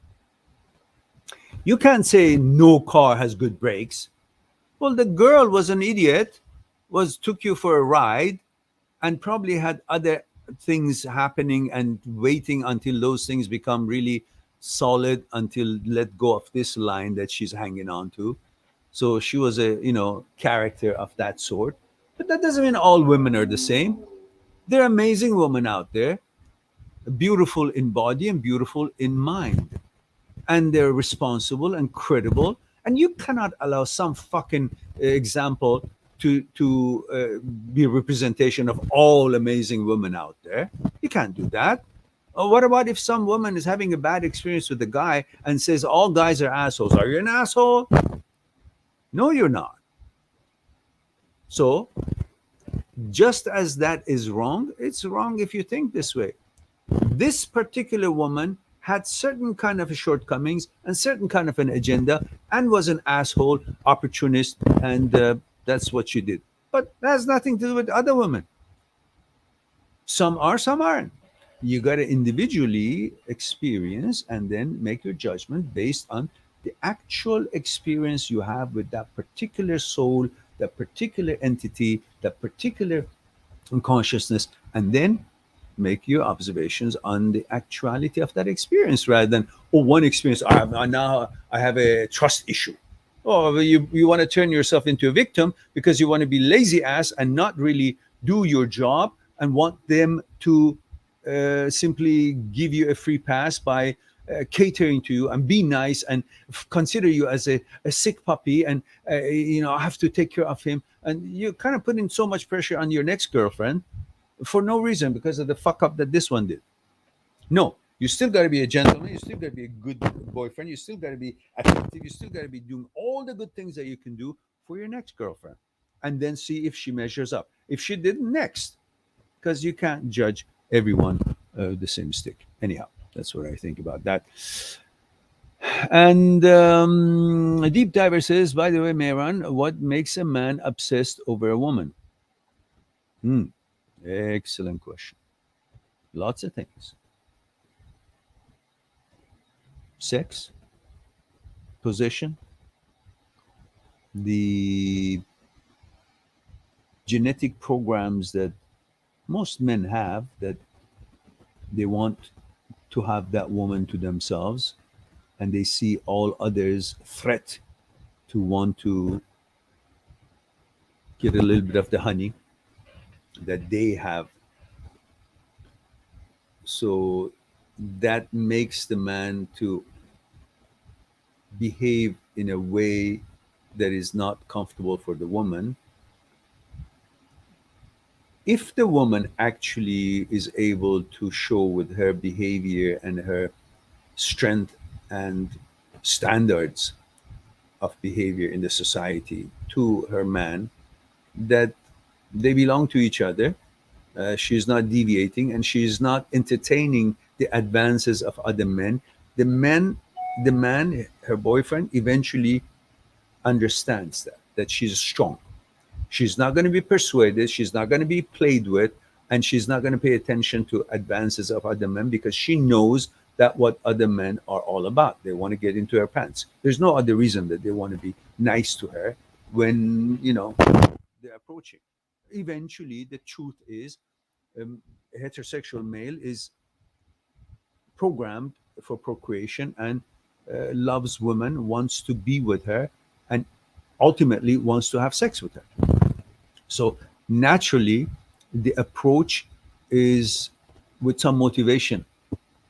And when a woman and man both show each other that they're not going to take advances of other women to the man and advances of other men to the woman seriously, and they will not entertain it, they will have certain boundaries and standards that will show others that they are not interested in any advancement by the others, then the man and the woman both become more comfortable because they've seen what the other one behaves in the society, and they have gained that trust and confidence that she'll be able to handle it, and she thinks that he'll be able to handle it should a woman hit on him or should a man hit on her. And then the level of obsession will go down, and they both feel strong and happy and confident that they don't have to behave in a certain way to prove to the other one that I'm not, whatever. Like they show their wisdom, that they're aware, and that tells the other person that, okay, relax. So the possessiveness becomes a little bit relaxed. But then, of course, there is the level of, you know, um, sexual attraction that sex is, to a heterosexual male, sex with woman is everything, is why he lives, why he breathes, why he works, why he does anything, why he goes to the gym. Everything is for women. So naturally, when they find someone that they really are into, they don't know what to do. They think possessiveness is the way, rather than creating a atmosphere where she actually would want to be near the guy, wants to give herself to him because she feels comfortable and safe rather than feeling possessed. That possessiveness is the reason why many relationships don't work. So the two, not just one, the two must work on the fact that they are each other's without having to be possessed by the other one. And that feeling of needing to possess the other one in order to create that psychological security that I have her goes away when she actually, both of them actually work toward that level of understanding and wisdom and behavior and standards that they expect from each other, and also the way they interact with the society. That puts them at ease, pretty much. Let me see if there's any other part to your question. And when he keeps on thinking about her, what is the actual thinking about her? Is it mainly sexual, or the woman as a whole and how she made him feel? Yeah, uh, very good question. If the relationship gets to a point where they have gone through lots of experiences and they have shown each other how they behaved in that particular time and space, in that particular experience, how they served each other, how they helped each other, how they backed each other up, how they supported each other, how they were unselfish, how they treated each other. Then, after a while, when the man is thinking about the woman, it's not just sexual. He's actually thinking about the psychological security that he receives from that woman because of the kind of atmosphere that she brings with her when she walks into the room. The honesty, the trust, which is very important for a man. Man is being mistreated in every aspect of his life when he's out there trying to work or deal with different people and businesses and opportunities and responsibilities and so on. He wants to have a fort somewhere that he can simply hang his hat and feel he's respected, he's loved, and he's being honest with. He can trust to lay down his guards. He doesn't have to pretend anything. When a woman creates that kind of an atmosphere for a man, the man has simply been disarmed. He will be in love with that woman, not because she's beautiful, not because she takes care of herself, not because she's feminine, not because she does the things that they each expect from each other, not because she's fit and takes care of her body, not because she's kind or she's got certain talents of, I don't know, cooking or whatever it is that she does, or she's great at what she does, because her job and career does not concern him. It's about how she treats him. And so, therefore, when the woman creates all that atmosphere, the man is totally feels addicted to that environment where breeds psychological security. He feels safe. The only place that he can feel safe. Nobody's his boss, nobody threatens him. There is a woman that actually makes him feel a man, where he cannot get that feeling out there. He can get it at his home, in her bosom, in the tea that she's drinking with him or he's drinking with her, in the way she touches him, in the way she looks at him. That feeling of she's pleased with me.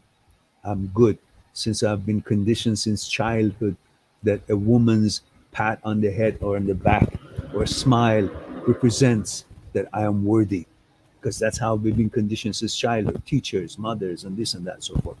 So when all those things are done, created by the female, by the by the woman in that relationship, then the man, when he thinks about her, is not only thinking about sexuality.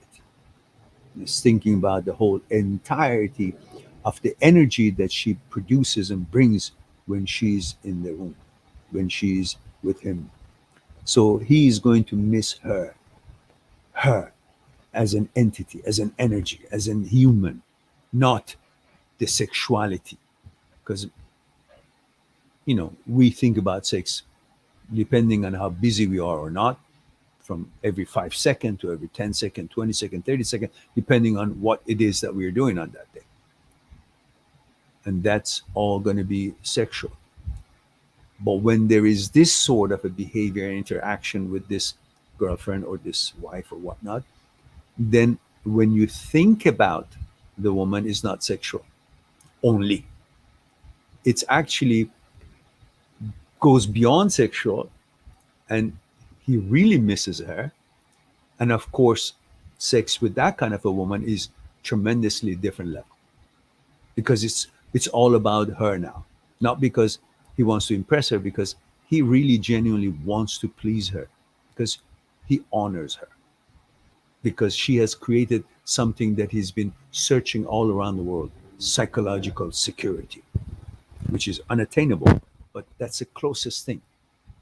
That if the woman creates that, the man is hooked, won't go anywhere, no reason to. But the woman still has to take care of herself, her body and everything else, because that's part of the whole thing. Anyhow, that was a long answer to a small question, no?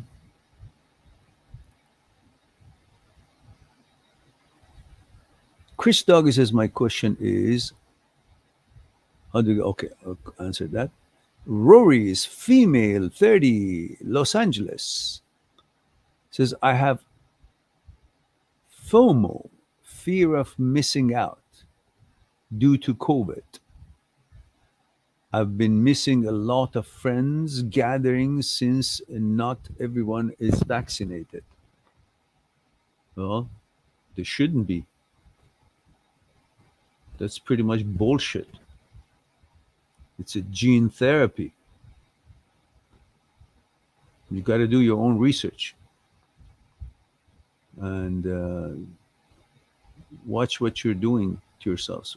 Study all the research with all the virologists and with all the neurologists, virologists, and understand what's happening. And that's your problem right now. You think whoever hasn't got this is not healthy. That's what they've done on you. But now you can see all the new cases, 70-80% of the new cases are among the people who have this, which that itself is a health hazard. So I'm not in agreement with what the narrative is being put out there. Do your own research and figure out. So anyhow, getting back to your question, it says, I can't stop thinking what I'm missing and generating all these thoughts and the rumors about me. I'm about to call one of them soon, ask what they talk about. Cause I'm so paranoid. How do I handle FOMO and this? The paranoid episodes. Well, you see, the paranoid episodes really happen when you believe a thought. You got to question yourself, why should I believe this thought? Even if somebody said something about me, that somebody who said something about me does not represent the world, the entirety of the world. But to you, that one person's having said what he has said or she has said represents like the whole world now looks at me that way. No. Some idiot said something. But because you know them and they know a bunch of other people, you're afraid of what will it be, what will all those other people will think if the poison of the bullshit that this person is saying gets into their heads. What's going to happen? If they're also stupid enough as this guy or this woman, you move on, find other friends. So what? You can't be in control of what other people think. They can think whatever the hell they want. It doesn't change you. You're still as beautiful, you're still as great, you're still as exceptional, talented, capable in whatever it is that you do in life. What they think about you does not change you. So you shouldn't be scared or afraid of what people say about you. Who gives a fuck? What are they saying about themselves? What have they accomplished that put them in charge to be qualified to say things about you? Who are they? You can say things about them. in your own mind. Just dub them stupid and move on. You don't care about somebody's crazy in the street and everybody knows that the person is crazy and they says something about you. You don't care about that. But you care about this person who hasn't been labeled by crazy, but you think then just because he hasn't been labeled to be crazy, then everything that he or she might say about you is true. Why should you care? You care about what you think about you. That's all. I can't control other people's minds or thinkings about me, and I don't care. I care about if I meet my standards, if I'm true to myself, to my friends, to whoever I care or love, or if they're my clients or whatnot. Am I doing my best? These are my standards. What do I care what they think? Because if that's the case, I'm like low yod, which my sanity is hung on the balance of what other person's balance of that day or thinking is. Why? Why should I think that way? Fuck them. Pardon my French. And so, and then, and the Rory says, and you think you're missing. Well, look, the missing comes from this idea that I have to have everything and experience everything in life. I don't have to. And I can't. I can't do bungee jumping and I can't do at the same time, flight, pilot an aircraft and do parachuting and then compete in, horse shows, show jumping, and then also be good at swimming and travel and also get my, I don't know, education on some research that is really important to me, and at the same time be a good father and then good husband or good boyfriend and all these things. I can't be doing all, right? So if I think that way that I should be doing that, I will always feel like you do, that I'm going to miss out, or that there is this closure here, lockdown, and I can't go to a disco. Well, it's not time to go to disco for me anyhow. Or I can't go to this and that. Well, yeah, I would like to travel, but they have now this whole bullshit that unless you've done this, listen to their garbage that they wanted me to administer to myself. It's not up to me, my body anymore. I got to listen to what the fuck somebody decides for me, even though the damn thing doesn't work. But they say, get it anyhow. Why? So because of all this, I can't do all these things that I love to do. So I have to find things that I can do with this situation. I can't go to Hawaii that I love to go, that I miss it like crazy because of all these bullshit that they've created, the lies to control us. Hmm? So I do some other things that it makes me live until the world comes to their senses. I can't control on these things. You are expecting the world change before you can enjoy the world. World has always gone through different changes at different times. If you always wanted to wait until that gets fixed up, you would have never enjoyed. You would have thought everything is passing you by. So stop thinking about what you cannot do and focus on what you can do, what things you are able to enjoy, and what things are possible for you to be part of it, rather than thinking about all the things that you cannot be part of it because of all these other things that have been put into your head to think that those are the causes. And also educate yourself, open up your eyes, and don't be a sheep. I don't believe you are, but don't. Um, ah, the paranoid thing. I gotta address that too.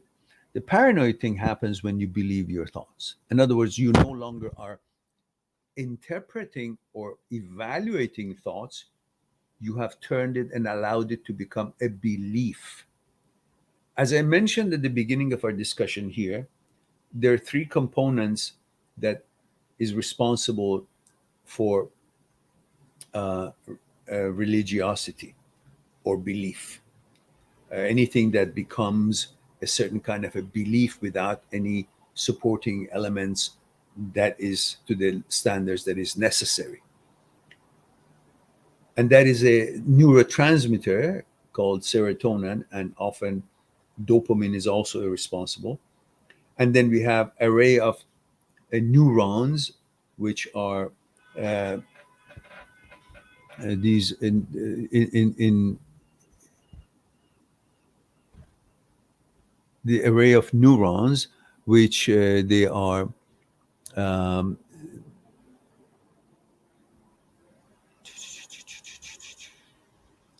in prefrontal, then also the temporal lobes and lateral, I believe that was the word,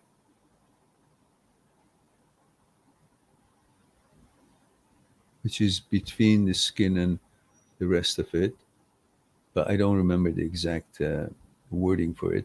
And also the the gene part of it, which is a VMAT2, which is the genetic origin of these three components being responsible for the belief system, which is when you believe something without really needing any kind of a proof or facts.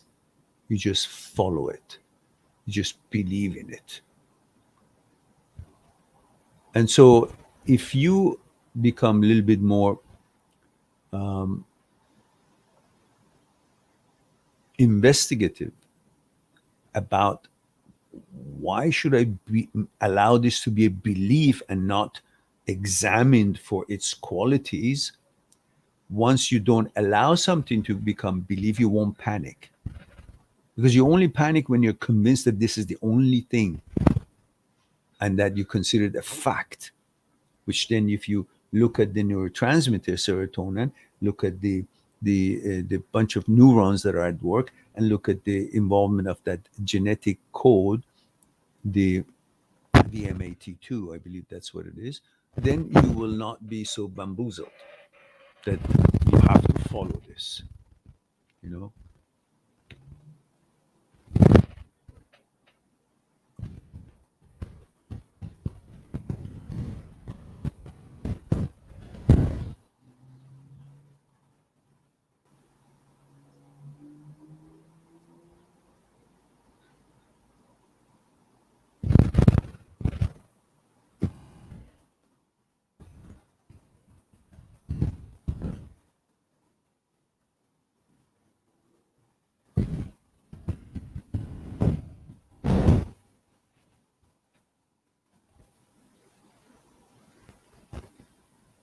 All right.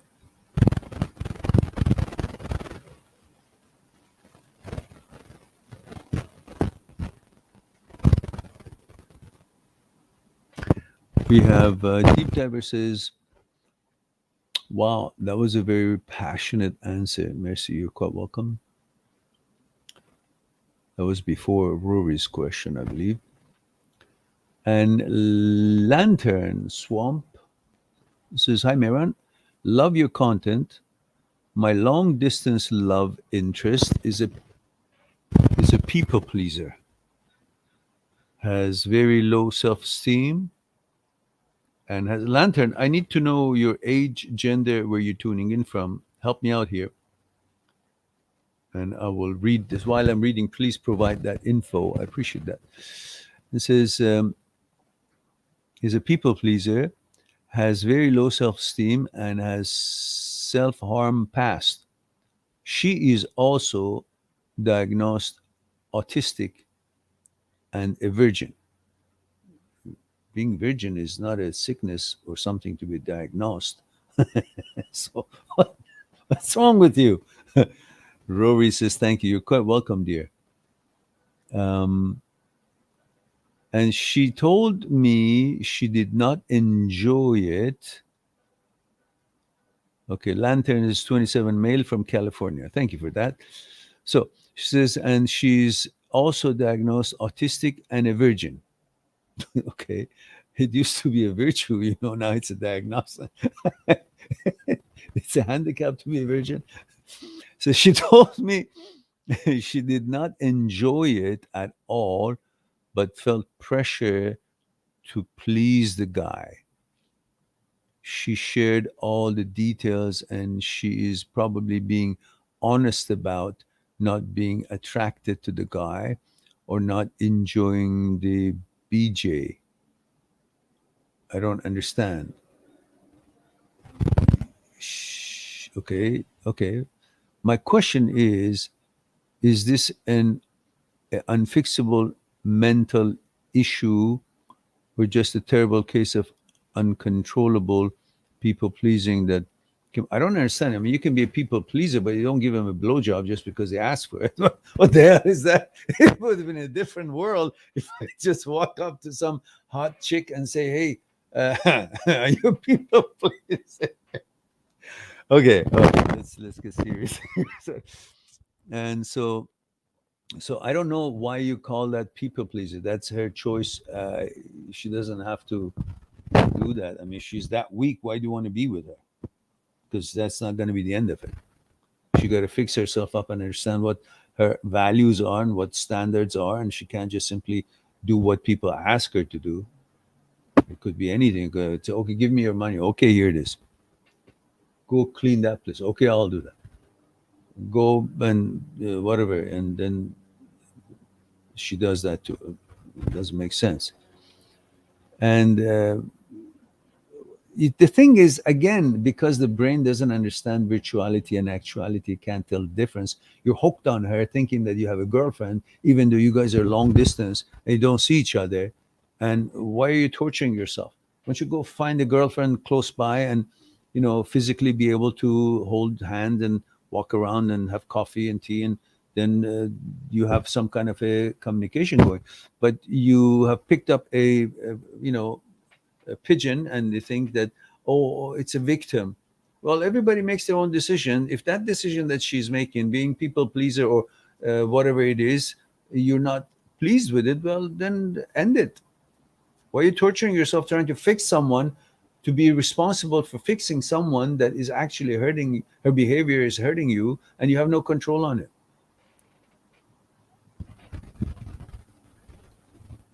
I mean, you're in California, for heaven's sake. There's so many beautiful girls are out there. Why do you have to go long distance for something that you can't even control? And now you got to fix someone to not to be. She is in charge of her own decisions. You can't change her because you like her. Obviously, she's happy to be pleasing people. If she is, then fine. If she's not, then tell her don't. She will never be able to stop pleasing people if she doesn't want to stop. She keeps saying, "Oh, I'm a people pleaser. I don't like it, but I'm people pleaser." Okay, to the point that you say that what she's giving a BJ because she's asked for it, but she doesn't want it, but she does it. What the fucking bullshit is that she's feeding you? Nobody, no matter people pleaser or not, nobody does anything sexual if they don't want to do it. And if they do, they're very weak. You don't want to be with that person. Well, what's next? And she got to go fix herself. It's not your job. But I understand that there's a satisfaction to fix a broken wing pigeon, and you want to, feel good about yourself because you think something is watching you, how good a person you are. You're helping this pigeon to be fixed up. It's not your job. You know, your job is to get a healthy, as much as possible, reasonably healthy pigeon, and don't break it. Not to feel good about yourself. Oh, this pigeon has got a broken ball, then I feel really good. And whoever is watching me, my God or my belief, is going to look at me how nice I am to this. So I'll get kudos. You're selfish, then you're actually using her to kudos, take some brownie points with your watcher, God, or whatever it is that you are possibly. Think about it. If she's not complying to your standards, why you hang around? Long distance? What are you going to make out of it? How many other things going to happen in this long distance relationship until some days you guys meet, and then you're going to start working on all this shit that happened while you guys were away from each other, I think it's better if you just focus on your life around you, and life is short.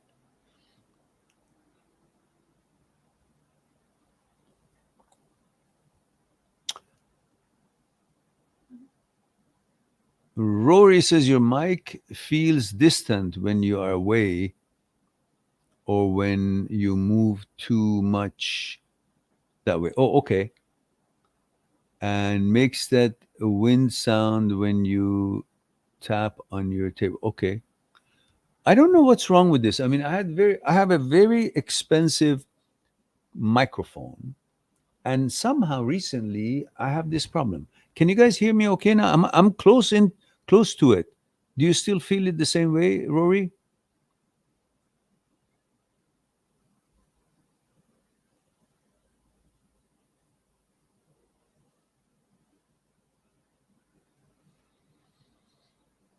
Says, by the way, should I not call one of the friends who was at the party to ask if they talk about me and give me updates?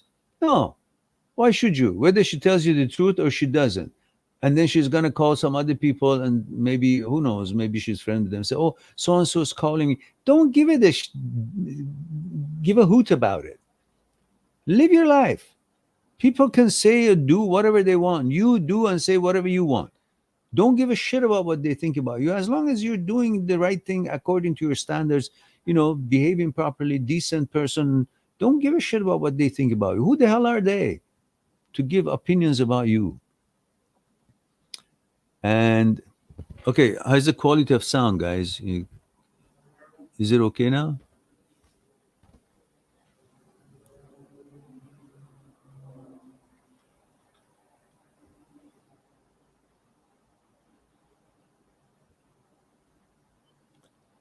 Julia says it pounds. It pounds. Oh, it makes noise.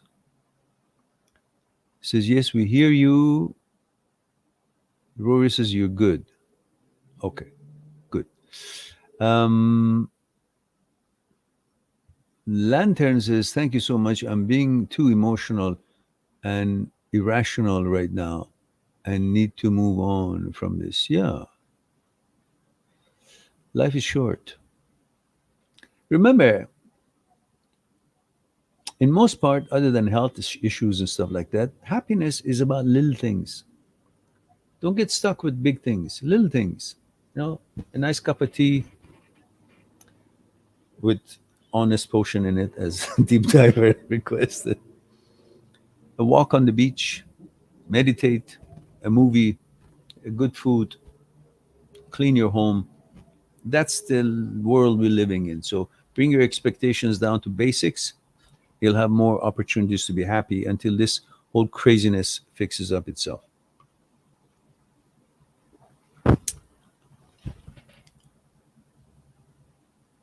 Lantern says, I love her sense of humor and humbleness, and loved helping her in a lot of her struggle and felt connected. But after this huge red flag, I should stop. I mean, what kind of a connection, what kind of a relationship is it that she gives blowjob to some other guy because people pleaser, and you what, covering for it? What the fuck is this? Have some standards, move on. She's not handicapped. She has a good brain, and obviously she makes decisions. Let her do. How many of these you have to endure just so that you have the privilege of saying, "Oh, she's my girlfriend"? What the fuck? Where are your standards? And Abhishek says, 21 India, it's been a year, but still sometimes my ex thoughts stuck in my mind and completely ruin my day. Yeah, because you don't have another girlfriend and you don't have sex for a while. So, otherwise, what's the ex big deal? You're 21-year-old. Right now, you can't even think anything other than the only girl you used to be with, because there's not more chances out there. So you think, oh, I've lost such an amazing thing. No, when you educate yourself and get a job and find other girls, and then you won't even think of this one.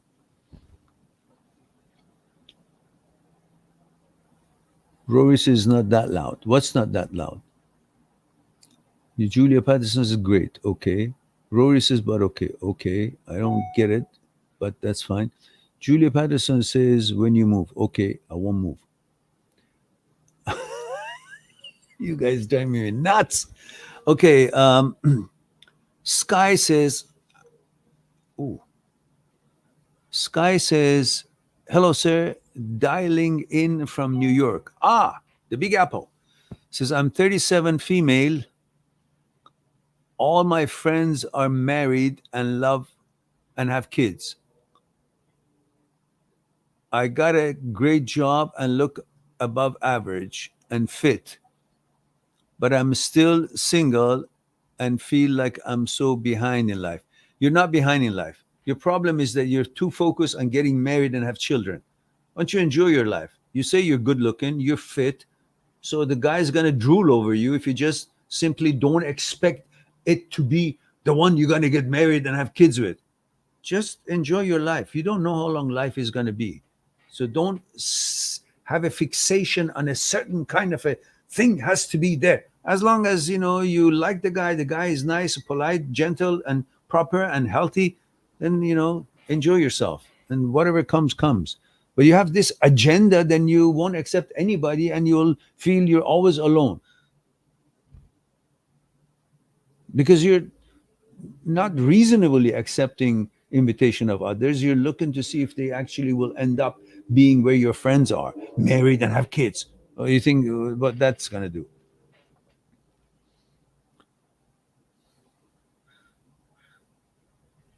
There we go. I'm single now and my ex is getting married, so fuck him, let him get married, so big deal. Or you have to follow everything he does.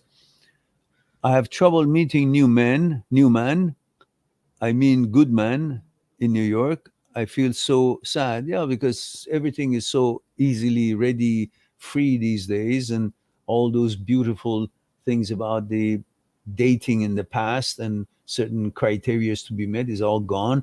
Everybody is sleeping with everybody, everybody doing everything. It's not that it's bad, but that's taken away from that speciality. And so that's what's happening. But still doesn't mean you should feel because your ex is getting married, then you're behind of something. No, you haven't found the proper guy, and if it happens, it happens. You're 37, you're very young, so don't worry about it. So what? Yeah, you want to have children because you think you have to have children. You don't have to. Enjoy your life. So I feel so sad and hopeless. No, why? And feel depressed. I want to be in love and married too. You can't be in love unless you actually bring your standards a little bit to realistic level, and then give a chance for that person to show you who he is, rather than right from the outset you disqualify them all because this one is not the marrying type, that one is not ready to settle down. We may often not want to do something, we men, but once time goes by and you guys start doing your magic, and eventually we may end up doing something that we never wanted to do. So, it's just getting married. So don't underestimate your powers, but be patient. You can't have have him sign on the dotted line before you get into a relationship. Get into a relationship, see where it goes. Just enjoy your life. You've put so much pressure on yourself. That's why you don't go out with anybody. And I'm not saying go out with assholes, but if they meet certain proper criteria, let them entertain you and go out and then see how they behave. Maybe you like them. And if you didn't, then don't go out with them again. Next. But keep yourself fit and take care of yourself. And that's the big lure. They would be attracted to your body. So you must work out and make sure you take care of yourself. That's the beginning. That's the invitation. Once that invitation takes place, then you get to know their manners and they get to see your mentality, and then something else might happen.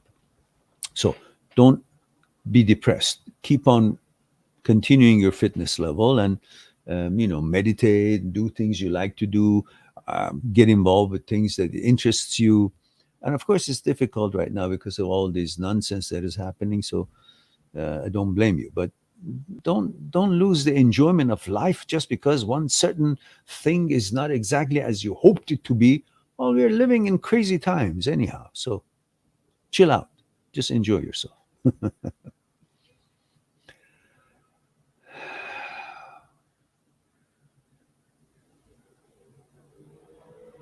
Julia says it was when you moved back, Lord. Okay, I'm not moving back. Got it. Julia says, Julia from Kansas City. Finally, from Kansas. Okay. Click your heels a couple of times and follow the yellow brick road, for heaven's sake. Julia. Now she tells me after so many. Okay. Abhishek says, how can we remain happy with these one night stands or temporary 1 month relationship? Well, it's better than nothing. Don't knock it. One night stands are really good, and 1 month relationships is heaven. It's just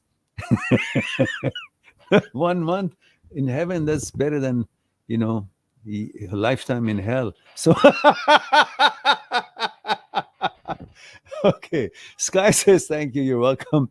Sky says really appreciate it. You're welcome. Bobak says male 26 Seattle. Oh, Seattle. I went to school to Seattle. Seattle U. Of course, I was studying English. That was like 40, well, what? Ooh, that was a long time ago. 18. 18 minus 65, 50, 40. I was 47. No, that's 47 years ago, not 47. 47 years ago, I was in Seattle U. And the deep diver says, by the way, Mehran, something funny to make you laugh. Okay. Says, a guy who lived overseas met me outside and liked me. A guy who lived overseas met me outside. Okay, that means you went on a date and liked me. Took me out for dinner, and had to return overseas the next day. He emailed me once with his website link. He returns after 6 months and gives me a call. I ask him, who is this? He says his name, and I told him, help me refresh my memory. Tell me, what special thing did you do for me to remember you? If you don't remember, you have to ask them, is he never did anything special, dear. If he had, you would have remembered what special thing he did. So maybe you got to give him another chance and go out again and tell him, remind me, darling. But if you have to ask them, means it wasn't really as pleasant as he might want to make it sound like. Julia says that is female. Yeah, okay, thank you. Yes. And Julia says Missouri. Okay. Okay. Thank you for that. Deep Diver says he said nothing really. Then I answered, he probably said, why are you calling me again then? You didn't do anything the first time. Then I said to him, there you go. You got your answer. How can you expect me to remember you when you did nothing special for me to remember you? See, there we go. So I picked it up right from the outset, right from the get-go. Yeah, that was actually funny. And Julia says, and Kansas next to each other. Okay. And Abhishek says, can I ask you a personal question? No. Says, you helped everyone. I think your partner will be the happiest one. If it is so, please give some tips and how old you are, Mehran. I'm 65 years old. And when you have a girlfriend, just don't hold back. If you like her, say, I like you. If you like holding her hand, hold her hand. If you love her, say, I love you. If you think she's beautiful, just say, you're amazing, you're beautiful. If you like her body, tell her that I am crazy about your body. Just don't play the politics of it. If she can't handle it, the hell with it. Move on. If she thinks she gets a big head because you're being kind and generous with your feelings and words and sweet words, well, that's not the kind of girl you want to be around, because you got to tiptoe around her, make sure what to say, what not to say, because she's got no confidence. If you say something so beautiful, she's going to take it like, oh, she's too good for you and all that. If you want to cackle all that thing, you got to end it.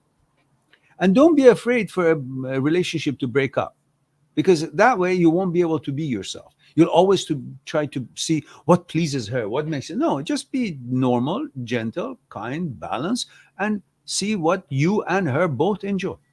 And if sometimes it is something you want to do, you just suggest that I really want to do this. Let's do this. Or if she wants to do something, you be, flexible. But there's no real secret other than just be yourself and don't try to be somebody else. And if that doesn't work, then move on to somebody else who can appreciate you for who you are. Guys, it's been 2 hours and 25 minutes. I think it's time for me to mosey on out and leave you guys alone. We answered all the questions. Hope you guys had as much fun as I did. I love you all. Thank you very much for being here, giving me the opportunity to share a thing or two with you. Don't forget to visit my site, mindthatseekstruth.com.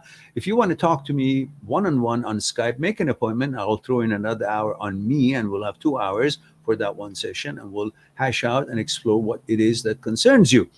And if you want to look at what else is available, maybe some of my books will turn you on as far as the topics, and or you want to pick up some of the T-shirts and help the channel, support the channel. That's good. All of these things, or you want to talk about the channel and share the videos that you like on your social media, help the channel to get exposure, because definitely we are not getting exposure we deserve, and we're going to wither and die before too long if you guys don't get off your butts and do something about it and promote this channel. In the meantime, I look forward to talk to you again. I'm sorry about being late today for a couple of hours, but hey, I slept through. I slept 4 o'clock, 5 o'clock last night, and by the time I woke up, it was already 1 o'clock. So here it is. Look forward to talk to you again. Be good to yourself, to the others. In the meantime, be good to yourself, to the others. I said that, and I'll talk to you soon. Bye for now.